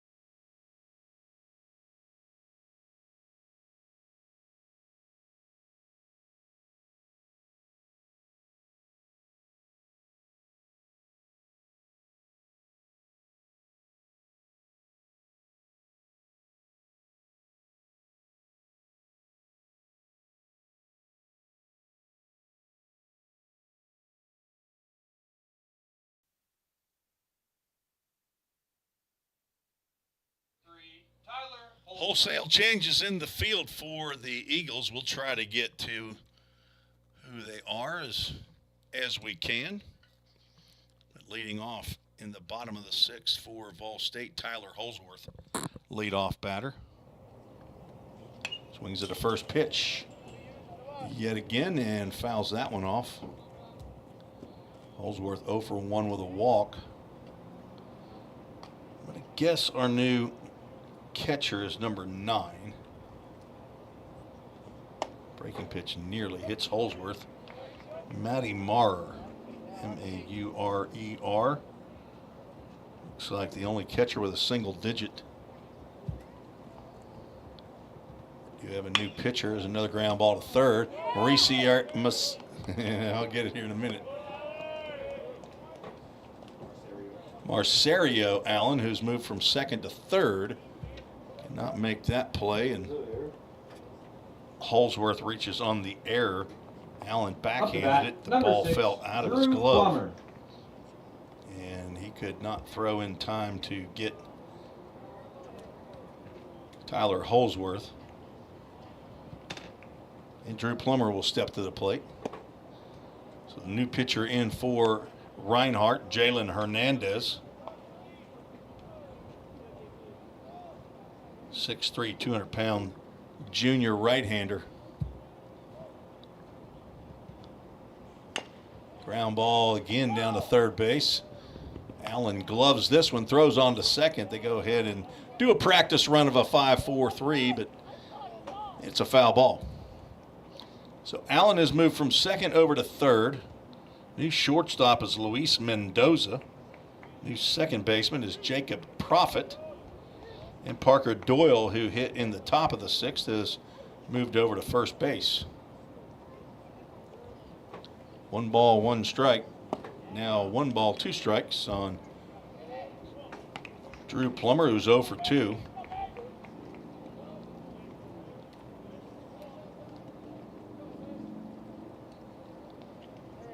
Jamel Rookert, who was in the on-deck circle when the Pioneers turned to 6-4-3, or the 4-6-3, is out in center field as Plummer swings over that pitch for Stepping in the box, strikeout. number 5, Landon Luderman. So 1 out, 1 on, and Landon Luderman steps to the plate. Walked and lined out to the center fielder.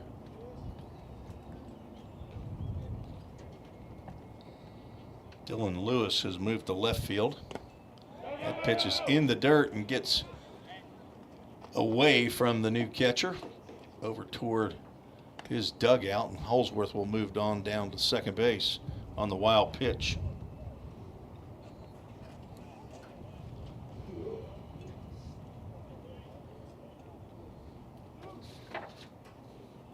So Lewis, who was the DH, now the left fielder.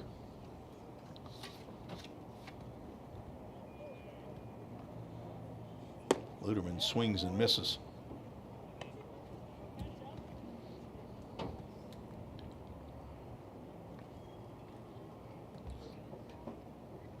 Sam Kilgore, who hit in the top of the sixth, he's in right field. We got the changes now.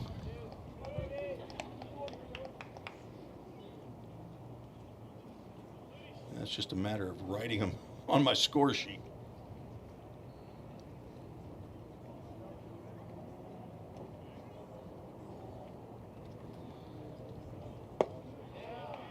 Two 1 pitches swung on and missed.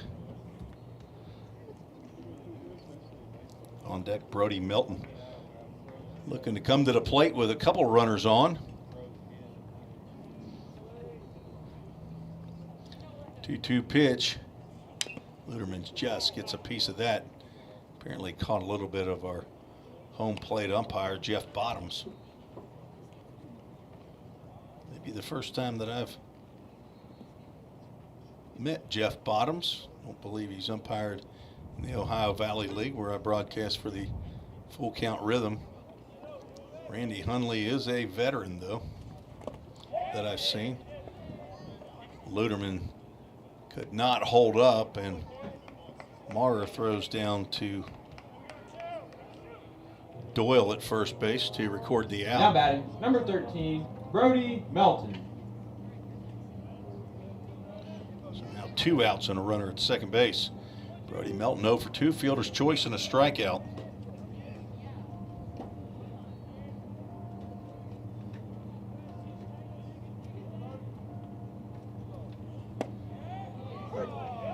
Nice pitch at the thighs there to Brody. Takes a look at that fastball. Brody, a couple home runs here in the fall. Might have another one right there. He lifts that one out to left field. And that will stay in the park and get down.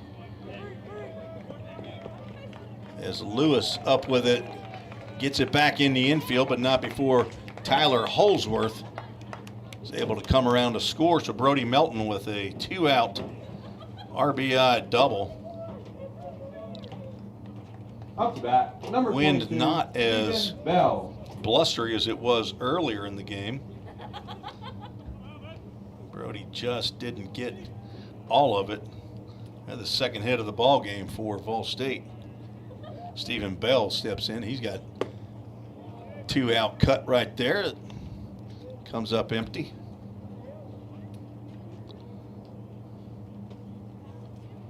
So the error comes in to score, so that's an unearned run for Jalen Hernandez, the third pitcher for the Reinhardt Eagles. Reinhardt will go play at Lipscomb University in Nashville tomorrow. I think they're not sure if they're playing a doubleheader or not, but probably so. Game 1 starts at noon. And our guest analyst earlier for the first 3 innings, Eli Klopfelter, Vol State alum, will get the start. And Bell swings and misses. He is called out on the check swing. 3 strikeouts in the inning for Hernandez. But 1 run, it was unearned. 1 hit, 1 error, 1 runner left on base. We are 2/3 of the way through. 12-3, the Pioneers are down. You're listening to the Vol State Sports Network.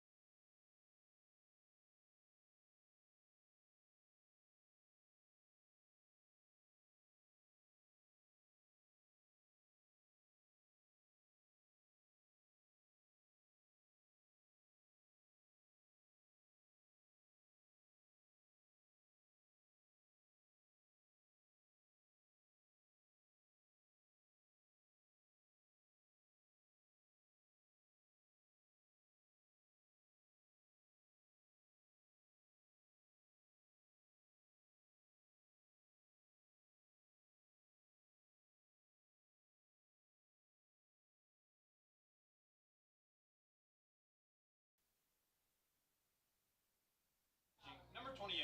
Summit Concrete call to the bullpen for the Pioneers. Redshirt sophomore Caden Johnson, 6'3", 200 pounds, from Sparkman High School in Huntsville, Alabama. Son of Joe and Shayna Johnson, brother to Miles, and the previously mentioned Mimi and granddaddy down in Gadsden, Alabama. Big J in Lacey Springs and Nana in Panama City Beach. And we're going to have a meeting out on the mound. Not sure what's happening. I think is that Sam Folks that they've called out, the pitching coach.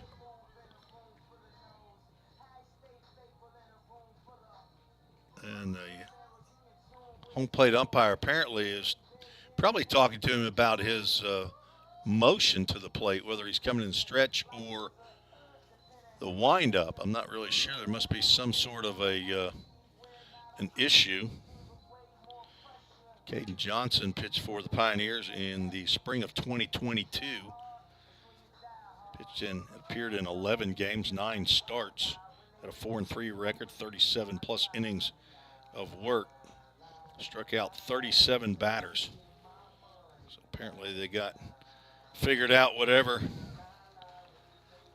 they needed to there, and we'll have new batter on for the Reinhardt Eagles. Leading off, number 1, Jamel Rookard steps in to hit for Adrian Vargas. Rookard was R-O-O-K-A-R-D.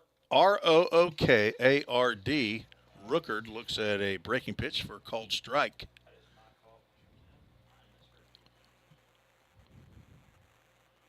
Rookard went in for Adrian Vargas in center field. Last thing he wanted to see was a hard-throwing left-hander, but he's now down in the count. No balls and 2 strikes. On deck, Jacob Profit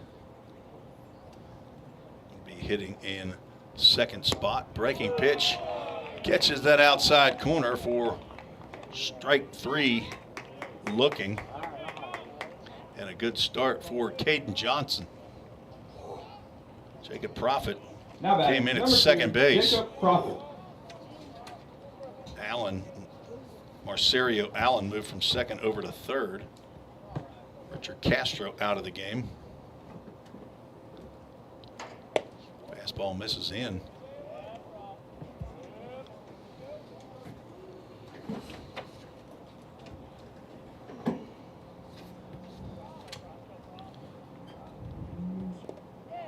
Pitch in the dirt, gets away. Count goes 2 balls and no strikes.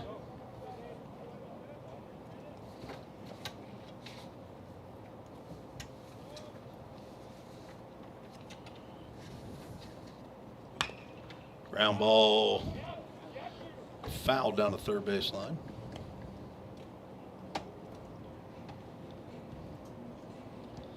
On deck, William Underwood.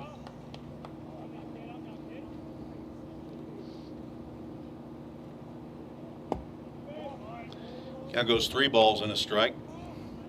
New right fielder Reed Mashinsky in for Stephen Bell. Don't believe we have any other changes for the Pioneers on defense. Just missed inside. Pitch has been called a strike at times today. First walk for Caden Johnson. Now batting, number 5, William Underwood.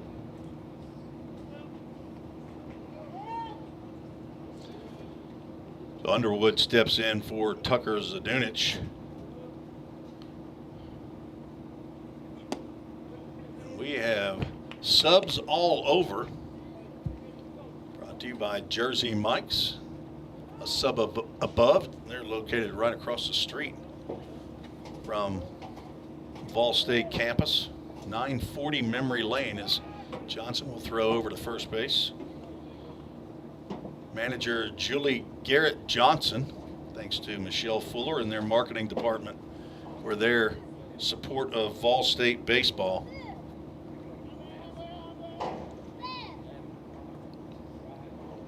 Another throw over to first base. I think the pitchers worked on their pickoff throws this week and are incorporating that into game action.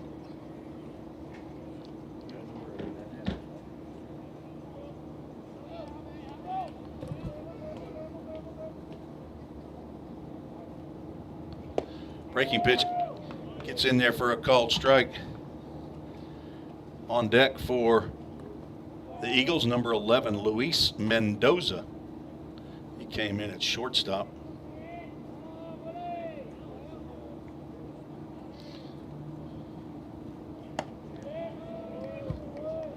Johnson now having trouble finding the strike zone. His count now goes to 2 balls and a strike to William Underwood.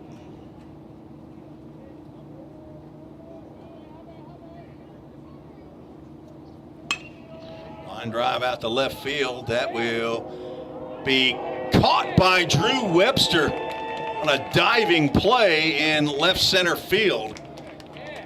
Put a star by that one. Drew doesn't catch that one. That one's getting to the wall.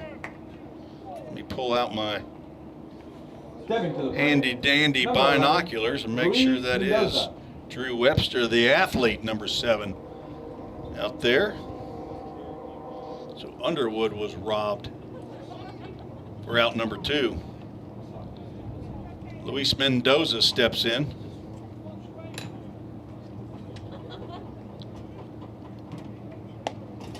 Breaking pitch misses high.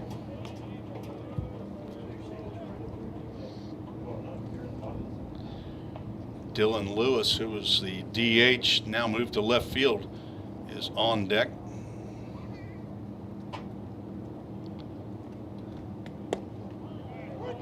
Strike called. 1 ball, 1 strike. 2 outs and a runner on at first base.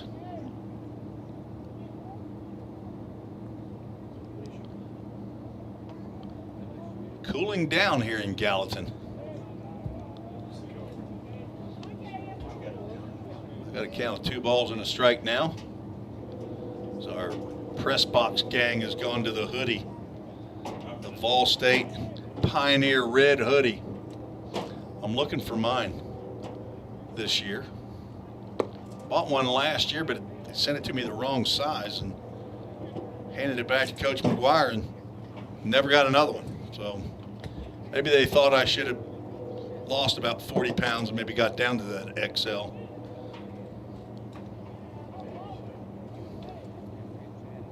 Three balls and a strike, 2 outs, and the pitch swung on and lifted out to center field. I don't know that that's going to be caught. It won't be. Reggie Cooper. Again, the lid falls off. Single right in front of him. Puts runners at first and second off the end of the bat. Now batting, number 9, Dylan Little Lewis. flare single for Luis Mendoza. So that makes up for the line out to left field. Doesn't help William Underwood's batting average in the fall, but Mendoza gets a knock. Dylan Lewis will step in for his 5th at-bat of the ball game. He's 1 for 3, scored 2 runs. Nice breaking pitch, but apparently a little bit down, and I think Lex Falsoni might have been crossed up on that one. He gets the signs coming in from Coach Folk over in the dugout. I think he just gave a visible sign as to which one is the right pitch that he gives. That one swung on and missed.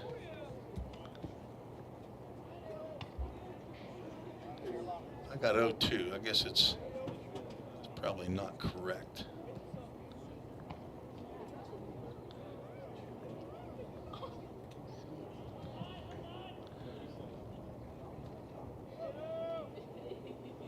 Overbay checks the runner at second base.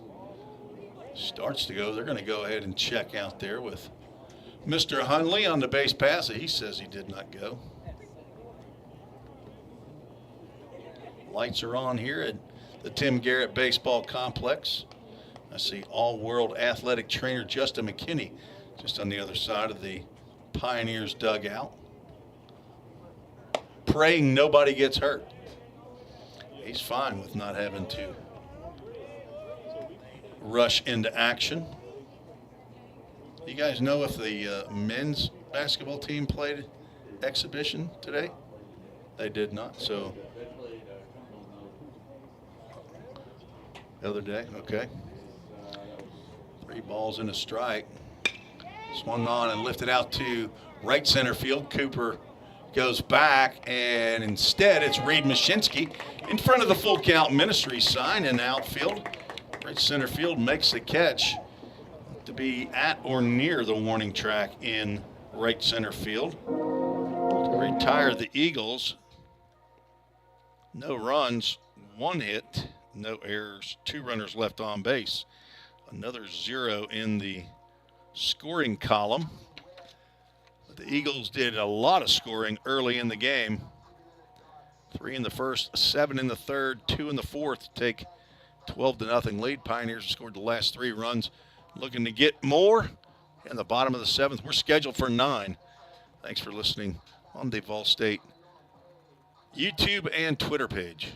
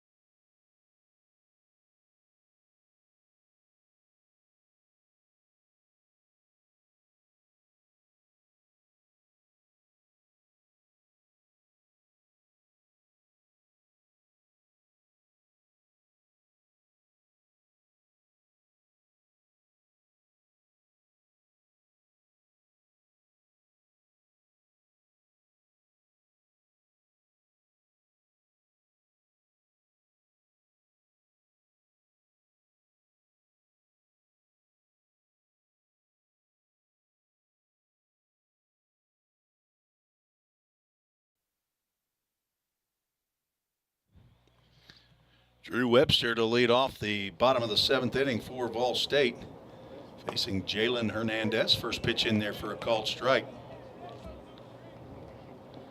Webster been hit twice his 2 plate appearances. Looking to see if he can keep the baseball off of him. Put it on the barrel of the bat. 1 ball, 1 strike. He starts to take a cut. They're going to check down at first base, and umpire says yes, he did go.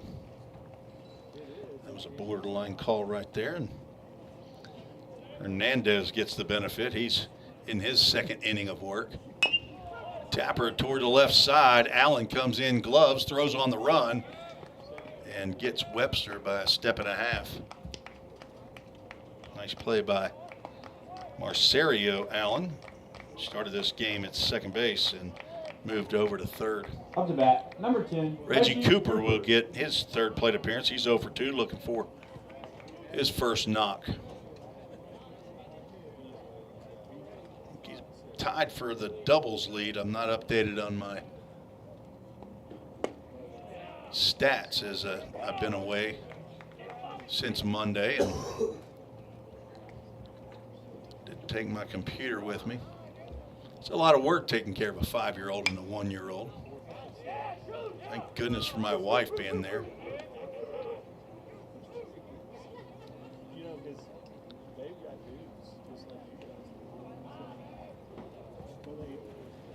So a boy and 2 girls down in the Mississippi clan for the Snapkas. So 3 grandchildren in Mississippi, 2 in South Carolina, and 2 here in Gallatin. Swing and a miss on a 1-2 pitch.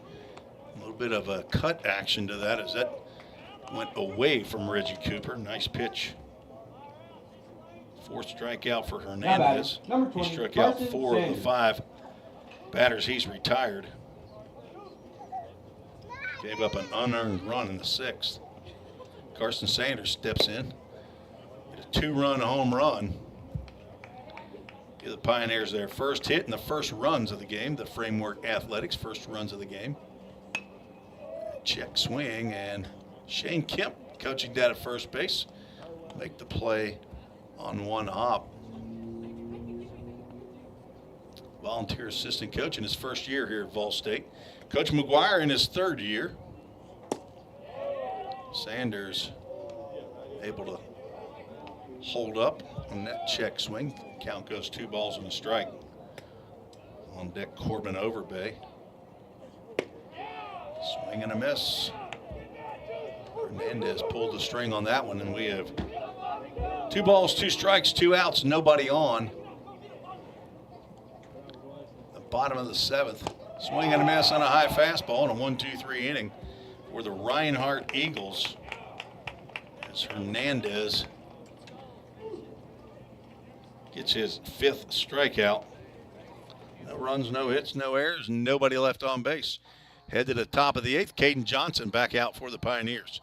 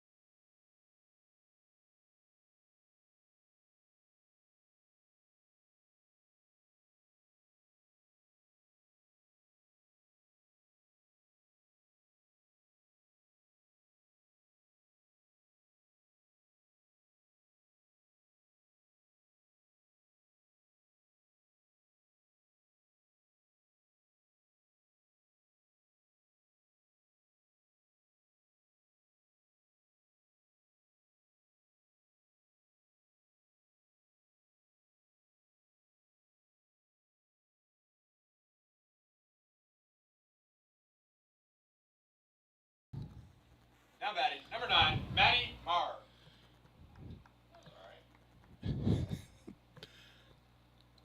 New catcher Matty Maurer getting his first at-bat of the ball game. Looks at a breaking pitch from Caden Johnson outside. Hitting in Jarrett Burney's spot in the batting order.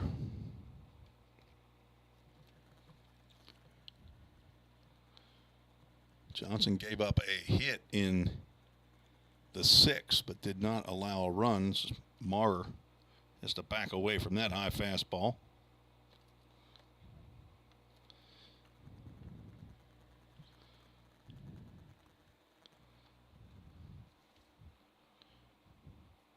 Maurer, 6 foot, 190-pound junior, second catcher in the ball game. That ball just sails right over Lex Falsoni's glove, and count goes 3 balls and no strikes. The only defensive sub in the game for the Pioneers so far is Reed Mashinsky out in right field. Expect next inning we'll see some changes. 3-0 pitch right down the can. Caden Johnson.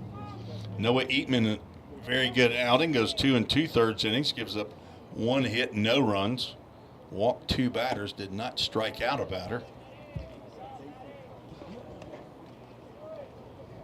Sorry, I didn't put that strike up there to Matty Marr. He walked on the 3-1. Now batting, number 24, Sam Kilgore get his second plate appearance. Second walk of the ball game by Johnson.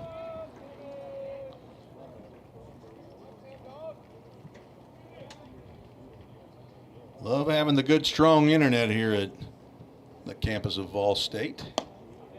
Thanks to A.J. Fawson and the audio-visual team here at Vol State in Gallatin, Tennessee.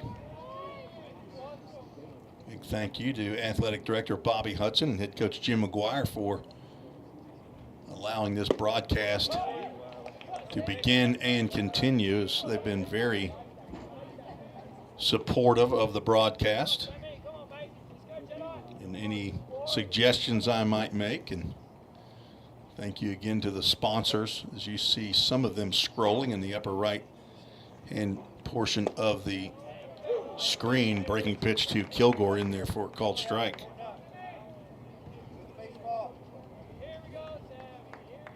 Ball State, of course, is still recovering and will be for a while. The unexpected death of President Dr. O. As a breaking pitch gets in there for a called strike.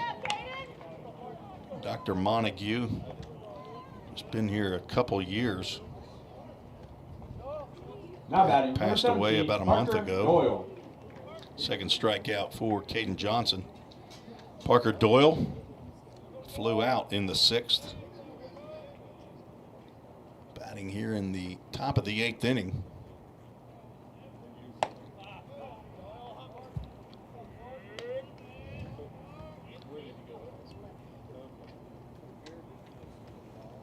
On deck, Marcerio Allen.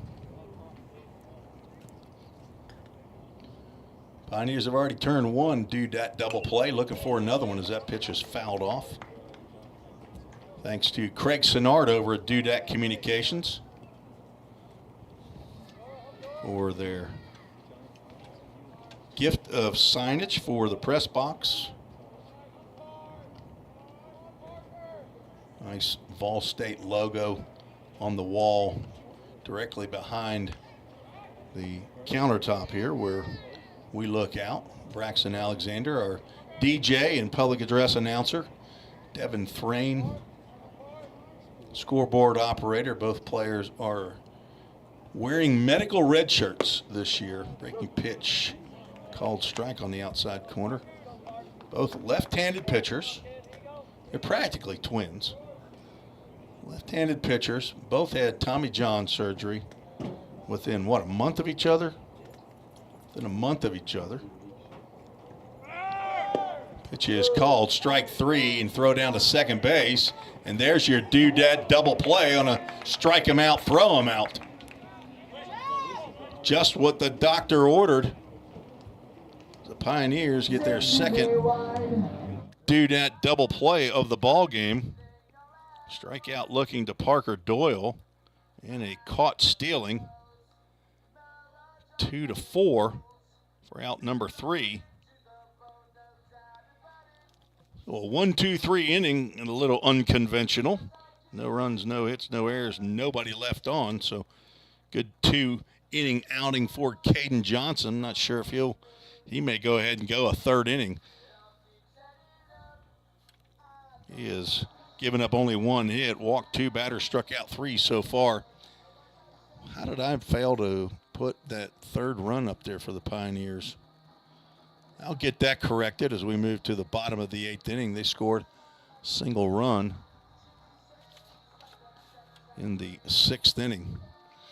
Take a break. I'll see if I can check my numbers.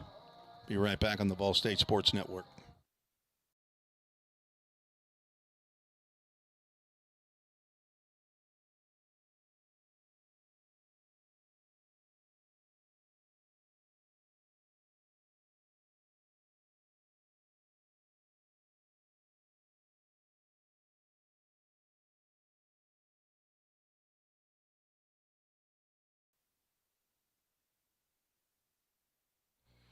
Jalen Hernandez still on the mound for the Reinhardt Eagles. 12-3 is the score and has been since the bottom of the 6th inning. I'm missing my assistant. Corbin Overbay now looking at a 2-ball, no strike count. Retired on an attempted bunt and walked. 0 for 1. There's a shot down the third base line.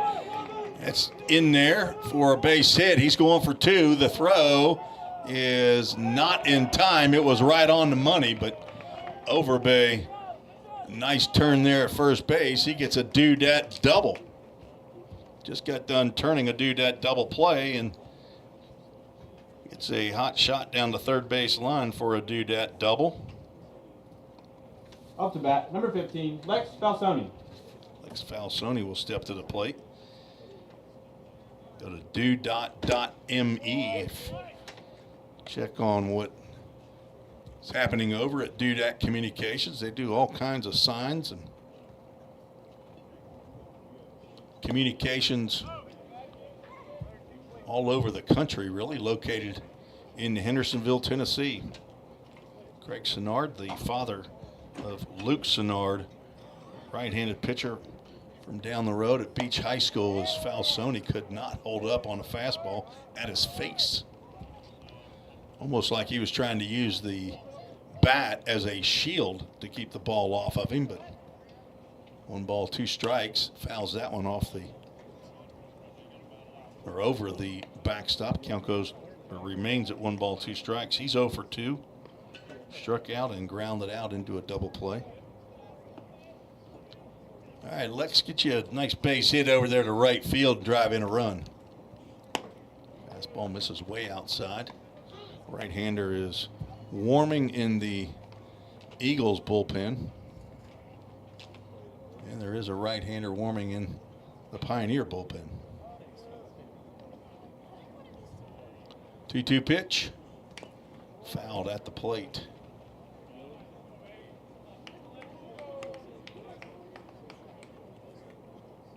It looks like Noah Ward, bullpen catcher today down there. Walker Strange. 2-2 pitch. This is high. Well, a Full Count Ministries full count. Stay tuned after the game. Have a Full Count Ministries Bible verse of the game. 3-2 pitch fouled off. You were with me last year. Keep track of all those foul balls. Just got to be a little bit too much. How many times a batter after the count became full if he swung? What percentage of the time did he foul it off? 3-2 pitch, swung on and missed. Down goes Falsoni for the 2nd time on strikes. Up to bat. 6th Number 3, strikeout for Tyler Hernandez. Holbrook. That looks like that will end the day for Jalen Hernandez. Get another pitcher in probably for the rest of this inning and then maybe for the 9th. And here he comes. I'm not sure who it is. We'll take a break, check on the new pitcher coming out of the Reinhardt Eagles bullpen. You're listening to the Ball State Sports Network.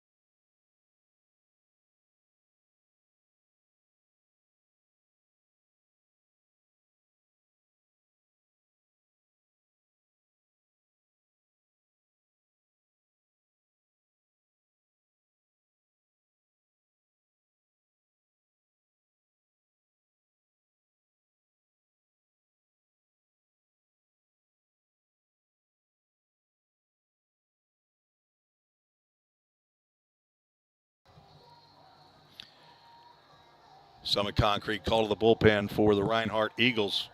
Number 36, Brent Turley, at 6'2", 225-pound right-hander. A junior on for Jalen Hernandez, who goes 2 1/3 innings. Gives up 2 hits. So far, 1 unearned run.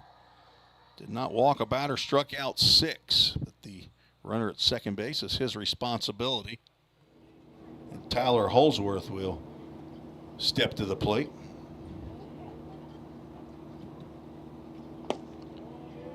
First pitch outside. Holsworth grounded out in the first, walked in the third, reached on an error, and scored in the 6th. Tyler had labrum surgery on his throwing shoulder last December, so he is 10 months out from that labrum surgery. Swinging the bat, but not playing in the game in the field. A middle infielder will compete at probably second and short in the spring if he gets completely healed up. It's a breaking pitch in the dirt.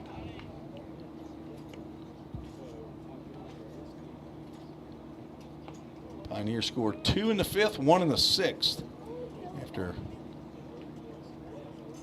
being down 12-0 after 4 innings. Looking to put a string of hits together here as that pitch is fouled at the plate. Count moves to 2 balls and 2 strikes.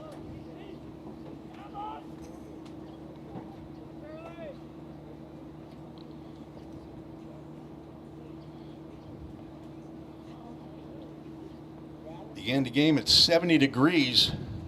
A lot of wind, but the wind has died down, and now it's 64. 2-2 pitch misses somewhere, and we'll go to a full count. Ministries full count.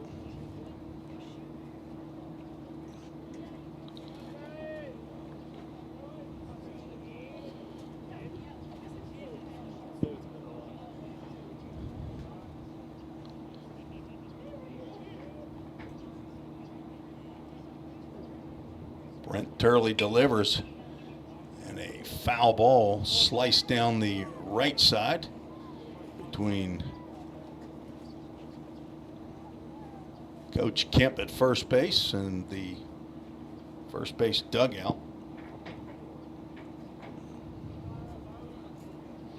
On deck, Zach Zimmerly will get an at-bat here for Drew Plummer. Another foul tip as Holsworth just able to nick that off-speed pitch. And Drew Plummer, who will be hit for it, brings out some new baseballs to home plate umpire Jeff Bottoms.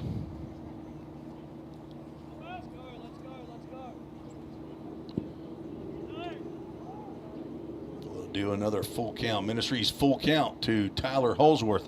Corbin Overbay on second base, and Holsworth will draw his second walk of the contest. First walk for Turley. Brings up Zimmerly. Now batting, number 9, Zach Zimmerly. What do you want it at? Zimmerly from Hendersonville, Tennessee, Hendersonville High School. Redshirt freshman. It's his first at-bat of today's game. He will look like probably a changeup. Inside corner for a called strike.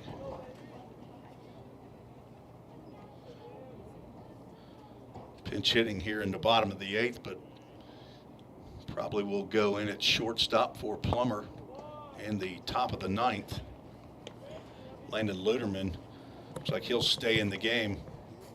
He is on deck. He might go behind the plate, which he has done in other games. 1 ball, 1 strike to Zach Zimmerly. Breaking pitch catches the outside corner. So he let that one go, and I don't think he quite agreed with that.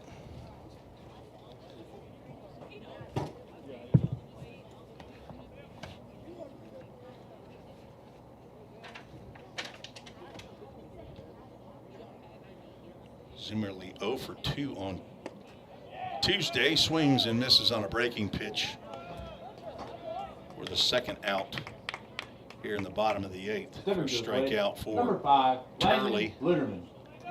2 out, 2 on now, and Landon Luderman will get his 4th at bat. 0 for 2 with a walk. Luderman 1 for 2 and an RBI on Tuesday against BCA. It's a post-grad team out of Knoxville, which is where Landon Luderman is from. Noah Ward, who was warming in the bullpen, maybe coming in the 9th, played for BCA along with Left fielder from last year's squad, Big Jay Sharla. That pitch in the dirt gets by Marrer, and both runners will move up on the wild pitch.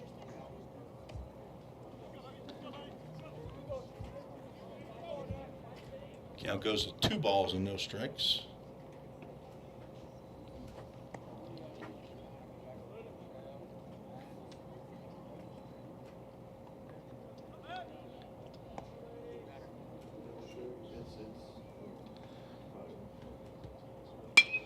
Drilled out to center field. It sends Jamel Ruckert back.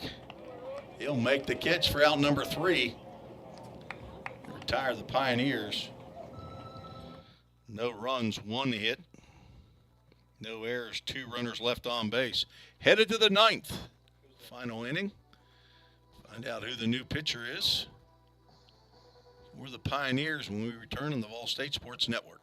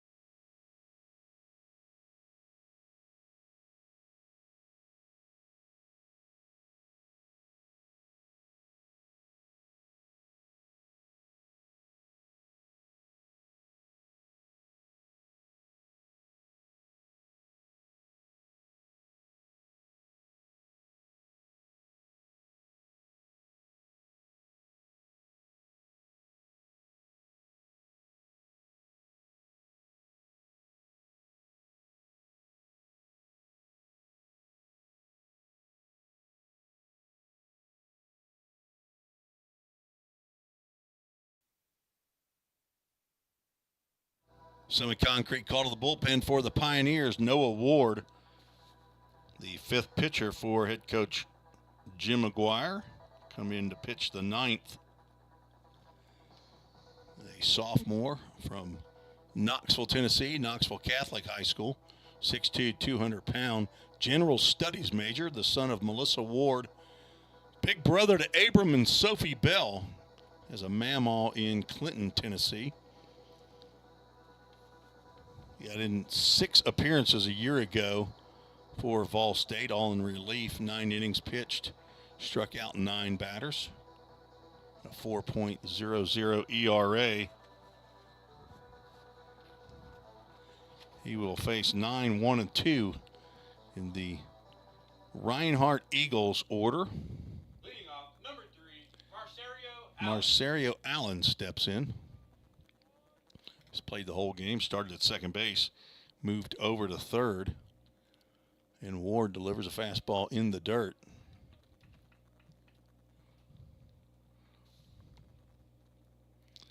Caden Johnson goes 2 innings, gives up 1 hit, no runs. Walked 2, struck out 3.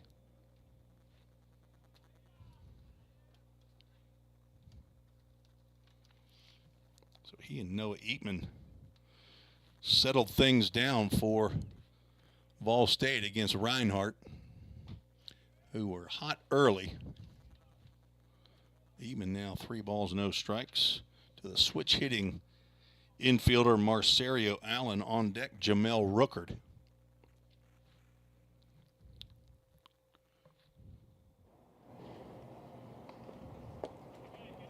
Ball 4.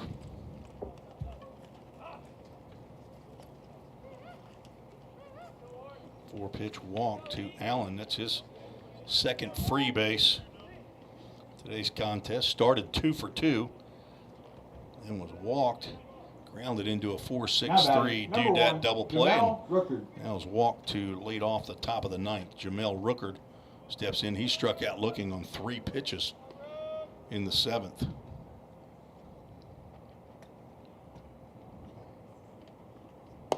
Ball 5.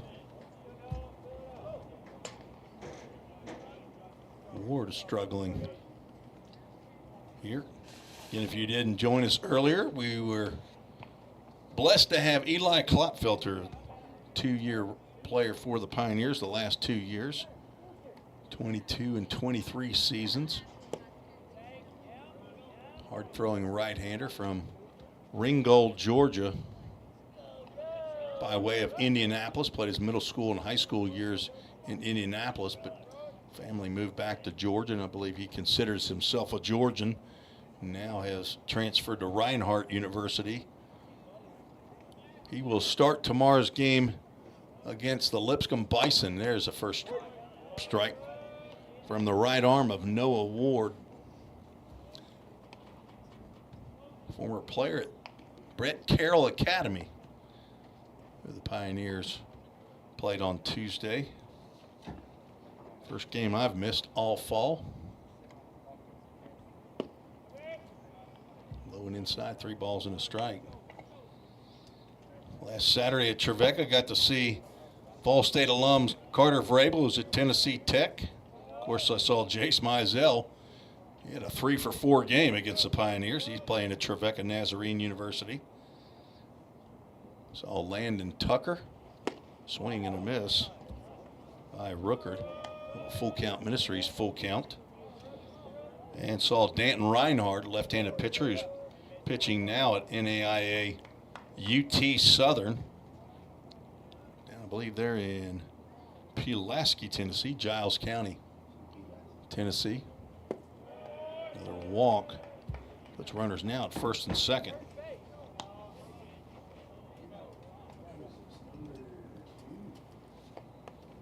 Jacob Prophet steps to the plate for his second appearance. He came in for Richard Castro. Jacob Prophet.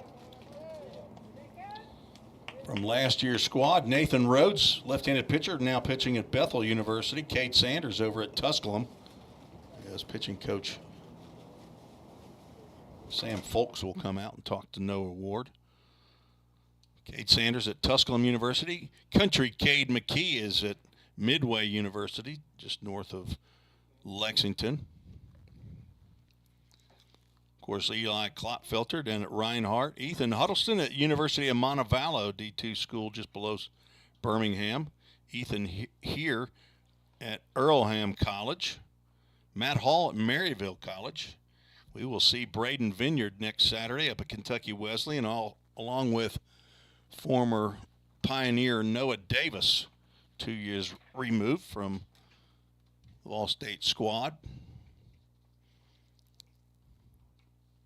So from the 2022 Pioneers, Landon Carter's at Lincoln Memorial University, Sam Cooper out at Kansas Wesleyan. Of course, Noah Davis at Kentucky Wesleyan. Isaac Gleaves at Blackburn University. Josh Griffin, who we saw on Saturday, also at Trevecca. Houston High at Freed-Hardeman. Cam Matting also at Freed-Hardeman. Riley Palmer up in Pennsylvania, Penn West University. Dylan Pennick at Harding University. Dalton Pizer down at Christian Brothers. Noah Ward delivers the first pitch to Prophet in the dirt. Gavin Wolf up at Otterbein University. He's part of the Middle Ohio contingent there. And Ryan Wells also now down in UT Southern with Danton Reinhardt. Prophet nearly took one in the right thigh. There's Noah Ward struggling desperately to find the strike zone. So he has walked the first 2 batters. And 2 balls, no strikes to Jacob Prophet, new second baseman for the Eagles, who lead 12-3 here in the 9th. Fouls that one down the third base coach's box. I'm assuming that is Jonathan Burton, the head coach. Let me check that.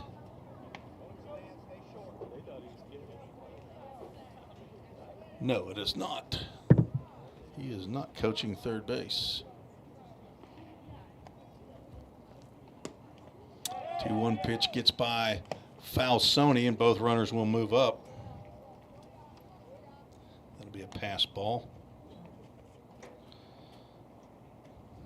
In a category of its own, but considered an error for earned run and unearned run purposes.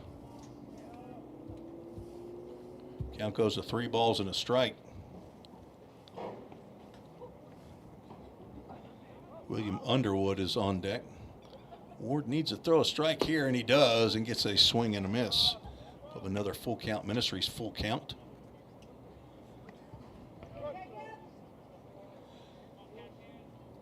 Miss Andrea Falsoni, I will be streaming the inter-squad game tomorrow. I believe we will start around 1 o'clock. 3-2 pitches down low. Third walk of the inning. Loads the bases. Now batting, number 5, William. Nobody Underwood. out. Bases are juiced. The original game was scheduled to play against the Royal Scout team. And that game is canceled. There's a pitch on the outside corner for a called strike. So the Pioneers will play inter-squad game tomorrow. They'll start practice about noon, and game will begin at 1 o'clock or thereabouts. So hopefully if you're a subscriber to the YouTube channel, the Ball State Sports Network, as that pitch is fouled off toward the Eagles dugout. I don't think any Eagles were injured on that foul ball. Would have been an accidental injuring, Devin. There was not a federal offense. You do shoot a bald eagle, though. That's a big one. That's a federal felony. 0-2 count. Swing and a miss, and down goes Underwood for the first out. Ward needed that one.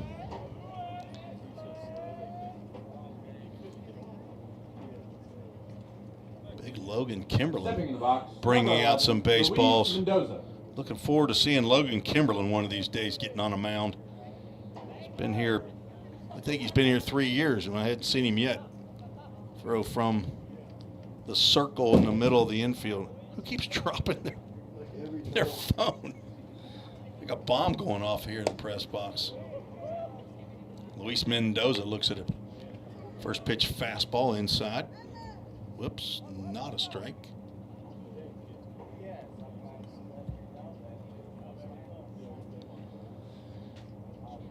Broadcast tomorrow, and then the next broadcast, if we have internet, will be up in Owensboro, Kentucky, a week from tomorrow at Kentucky Wesleyan.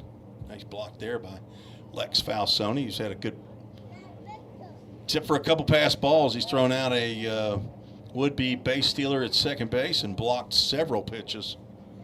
Kept runners at third base. 2 balls, no strikes to Mendoza, who singled. Nearly got hit there, and the count goes 3 balls and no strikes. He had one off the end of the bat that dropped in front of Reggie Cooper in center field. Defense still the same, except for Zach Zimmerly now at shortstop for Drew Plummer.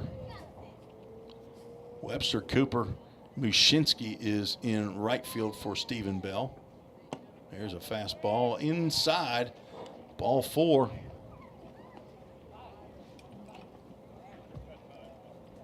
And a run will come in, and we'll have timeout called as Coach McGuire is now out of the dugout.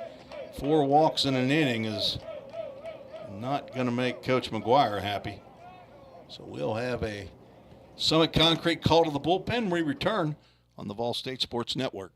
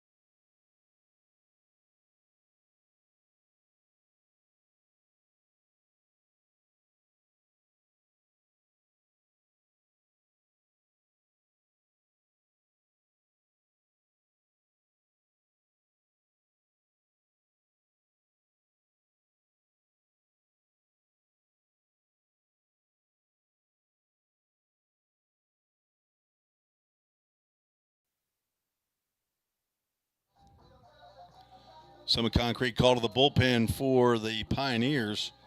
Freshman Jack McLaury, 6'1", 155-pound right-hander from Las Casas, Tennessee. On in relief here in the 9th inning for Noah Ward, who had towards problems. Throwing it towards the strike zone. So now McLaury and Falsoni will try to get on the same page with regard to the sign that's called.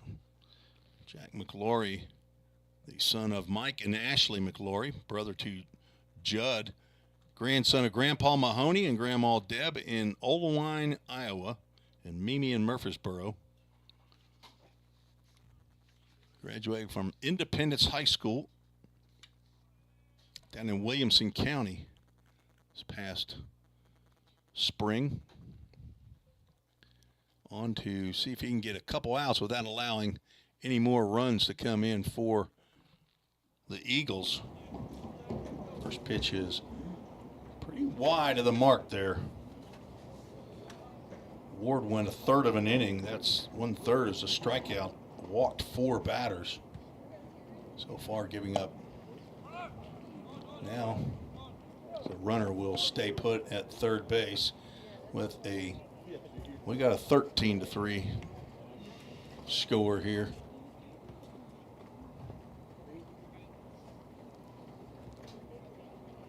We got back-to-back number 9's going to hit here. First, Dylan Lewis. There's a 2-ball, no strike count. He's got 1 hit in 5 plate appearances, also walked. Has scored 2 runs. There's a swing and a miss.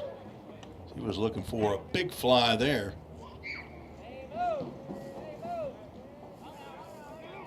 Jack McLaury looking for a strikeout or a ground ball to a middle infielder. Zimmerly at short, Overbay at second. And that one goes way high. Cannon Lewis is taking over for Brody Melton at first base.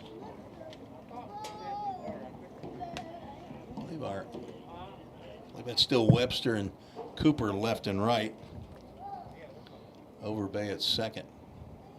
Swing and a miss on a fastball high and tight. Is that right? Is we got a full count here? Am I way off?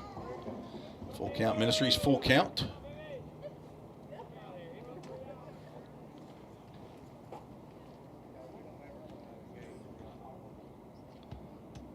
McLaury delivers a pitch high, and that will mean another run for the Eagles. 5th walk of the inning. Scored 2 runs without the benefit of a hit.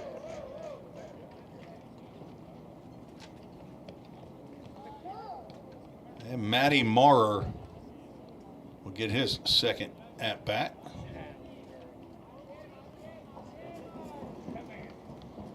(14-3). Reinhardt leads.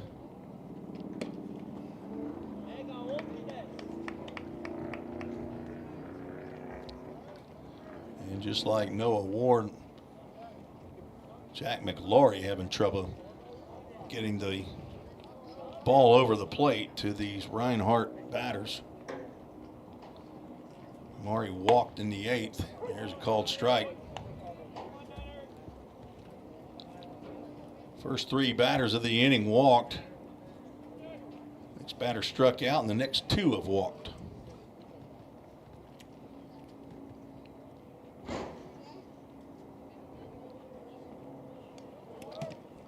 Another wild pitch, but Reinhardt will keep their base runners at first, second, and third.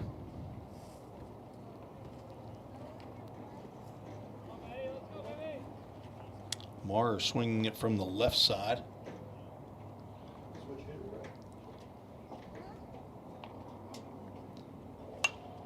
Fouled off toward the pine trees that line the fence that between the Tim Garrett Baseball Complex and the parking lot. Just on the other side of the parking lot is Pickle Fieldhouse, where the Pioneer men's basketball and the Lady Pioneers play. That ball is popped out to the road just outside of Pioneer Field. Count remains 2 balls and 2 strikes. On deck, Sam Kilgore, the new right fielder who came in to replace Zadunic.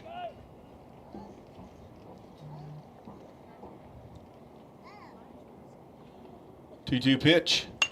Another foul ball off to the left side.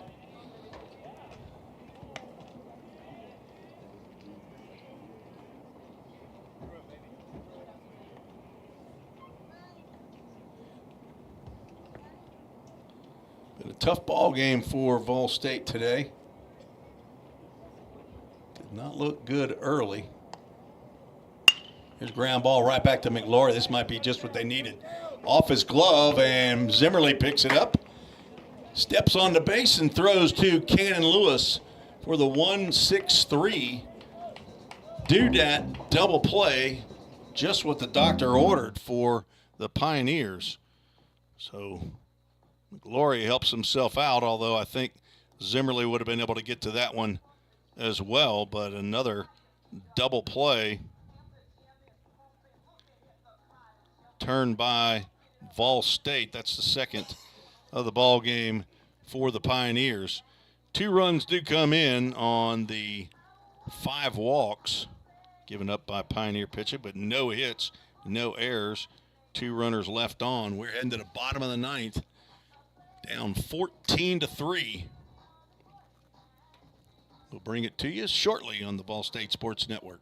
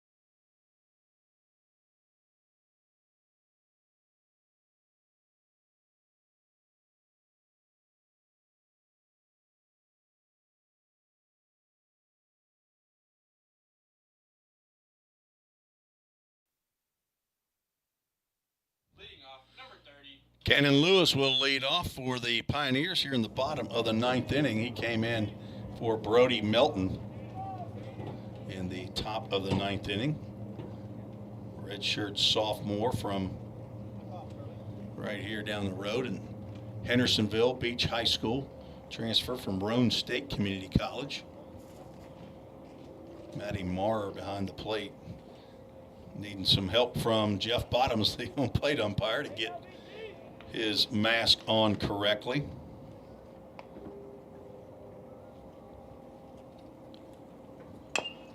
First pitch swinging, Lewis. Allen will glove, throw over to first base, but that is missed by Parker Doyle over at first base, and Lewis will reach on the error by the first baseman.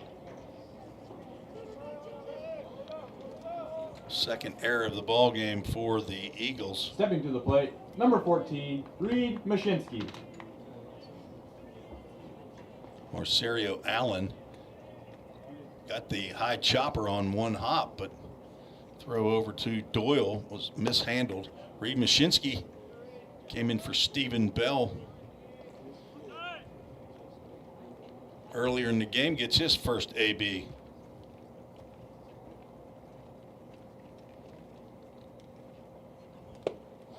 He got a couple triples that he's hit down in that right field corner. Looks at a called strike. He's been off a couple weeks.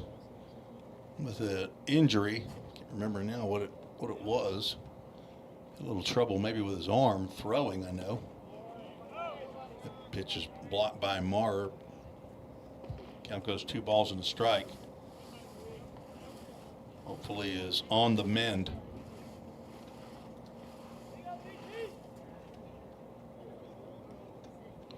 Mashinsky came in the top of the 7th inning and nearly gets plunked with that one. The count goes 3 balls and a strike. Reinhardt, 14 runs, 14 hits. Ball State, 3 runs, 3 hits. Big hit was a 2-run home run by Carson Sanders. Mashinsky looks at a called strike on the outside corner. We'll have a full count. Ministries full count. Stay tuned after the game. We'll have the full count Ministries verse of the game. There's a drive into right center field.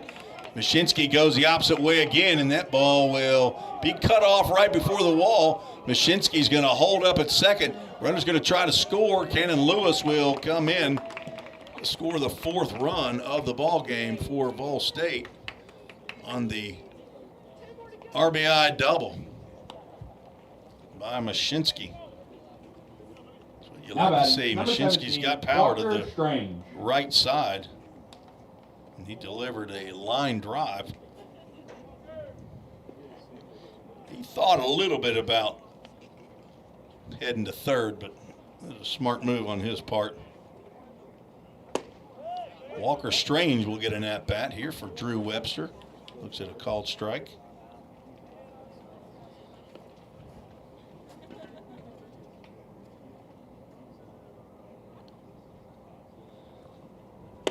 Swing and a miss.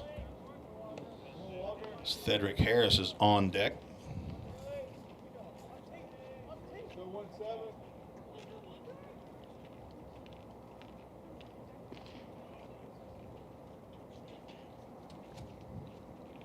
Oh, 2 pitch. Just misses outside.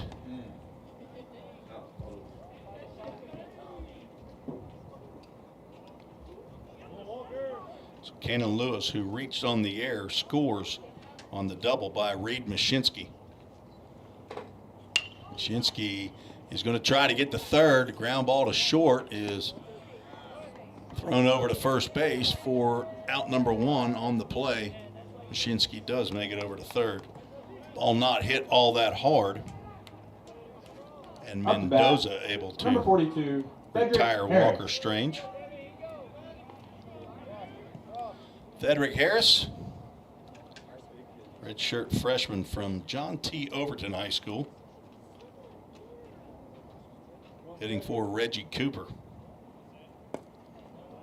Pitch outside and in the dirt.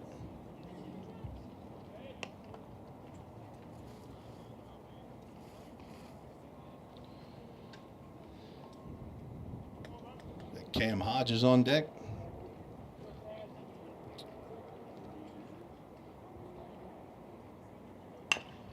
Ground ball. That'll get off the glove of Allen at third base, and Harris will reach. Mashinsky will come home to score on the error by Allen. Now batting, number 35, Cam Hodges. An RBI for Cedric Harris. The second error in the inning.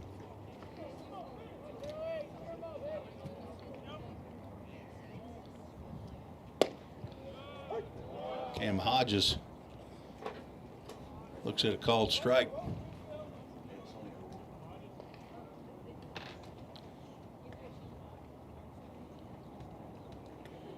Hodges from Sevierville, Tennessee, Sevier County, as he waves at a breaking pitch. Hodges struggling a bit at the plate here this fall. Looking to break out. Now be a good time. 1 out. Runner at first base. 2 runs in for the Pioneers. Now down 14-5. Fastball misses out.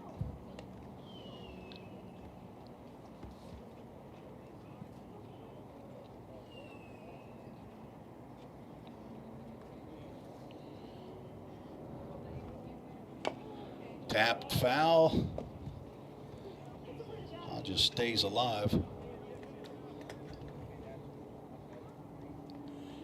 Gage Hoover, who hoping to get an at-bat in the on-deck circle. And that will get off of Marr's glove. A wild pitch. Time is called. Not sure what happened. The ball must have got caught underneath the padding. Count will go 2 balls, 2 strikes. As Harris moves down to second base on the wild pitch.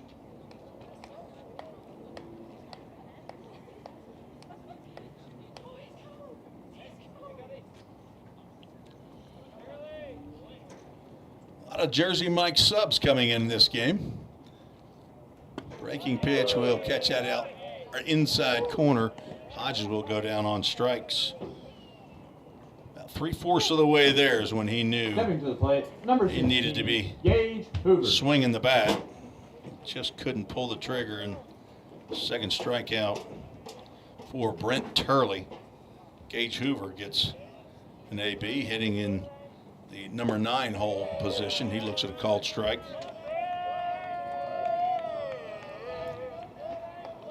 Lex Falsoni with a bat in hand, hoping to get an at-bat here in the bottom of the 9th. Breaking pitch, a little bit too far inside. Gage Hoover, a freshman out of Stewart's Creek High School. I don't know that there were any home runs hit on Tuesday, but I know he hit one down in Millington in game 2. Hit a bomb to left field. With his dad and brother in attendance down in Millington.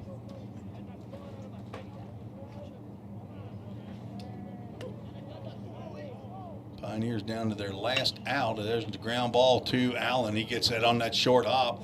Throws over to first base to retire Hoover. And that ends the ball game. Pioneers will fall to the Reinhardt Eagles 14-5.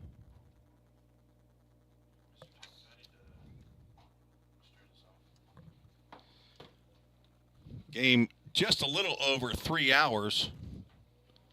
3 hours and 5 minutes as the Pioneers take a big hit here today as Reinhardt scored 3 in the first, 7 in the third, and 2 in the fourth to take an early 12-0 lead and cruise to the 14-5 final. Devin Thrain and Braxton Alexander are out of here, and you turned off the scoreboard. Yep. And I said, okay. I like to leave that scoreboard on so that I can check my numbers, but we're still learning up here at the press box as well. I will be broadcasting, as I said, tomorrow, the inter-squad game. We'll start about 1 p.m. Central Time. If you haven't already done so, hit the subscribe button on the Vol State Sports Network on YouTube, and then you should be notified as to when I start the stream. So we'll get to the Full Count Ministries verse of the game that I promised you earlier. It's coming out of John, the 3rd chapter and the 18th verse, right after a couple verses after one of the most well-known verses, John 3:16. This is John 3:18 that says, "Whoever believes in him is not condemned, but whoever does not believe stands condemned already, because they have not believed in the name of God's one and only Son."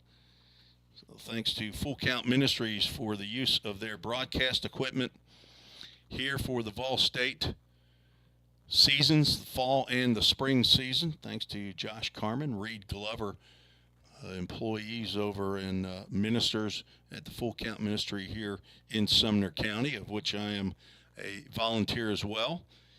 So that's your Full Count Ministries verse of the game, our first one of the fall, John 3:18. And thank you to Mimi, because when I see Ms. Waldina Johnson, I do think of the Bible. She has prayed for this broadcast and has prayed for me in the past, and I appreciate her and all the grandmas, the grandpas, Mimis, Meemaws, Tootsies, and Pops. All of you out there, the moms and dads, brothers and sisters, aunts and uncles that make it worth broadcasting these ball games, because I know if it was my son, my grandson, I'd want to be able to see it if I couldn't be there at the ball game. The Pioneers take one on the chin here against the Reinhardt Eagles in NAIA school just north of Atlanta, 14-5. Play an inter-squad game tomorrow and then finish off the fall at least against opponents at Kentucky Wesleyan on Saturday. There may be another inter-squad game, probably will be, during the week. So I will broadcast any and all of these inter-squad games. We'll have a World Series of sorts between a blue team and a red team. So I am not planning on going back out of town. So I will be broadcasting any games that are played, inter-squad or the Kentucky Wesleyan doubleheader. Thank you for listening. Thank you to Athletic Director Bobby Hudson and Head Coach Jim McGuire for allowing these broadcasts. And it's a joy for me to bring it to you. This is Tim Reese from the Vol State campus in Gallatin, Tennessee, saying God bless you. I'll talk to you, Lord willing, tomorrow about 1 o'clock or 12:50 Central here for the inter-squad game. Thanks for listening to the Vol State Sports Network.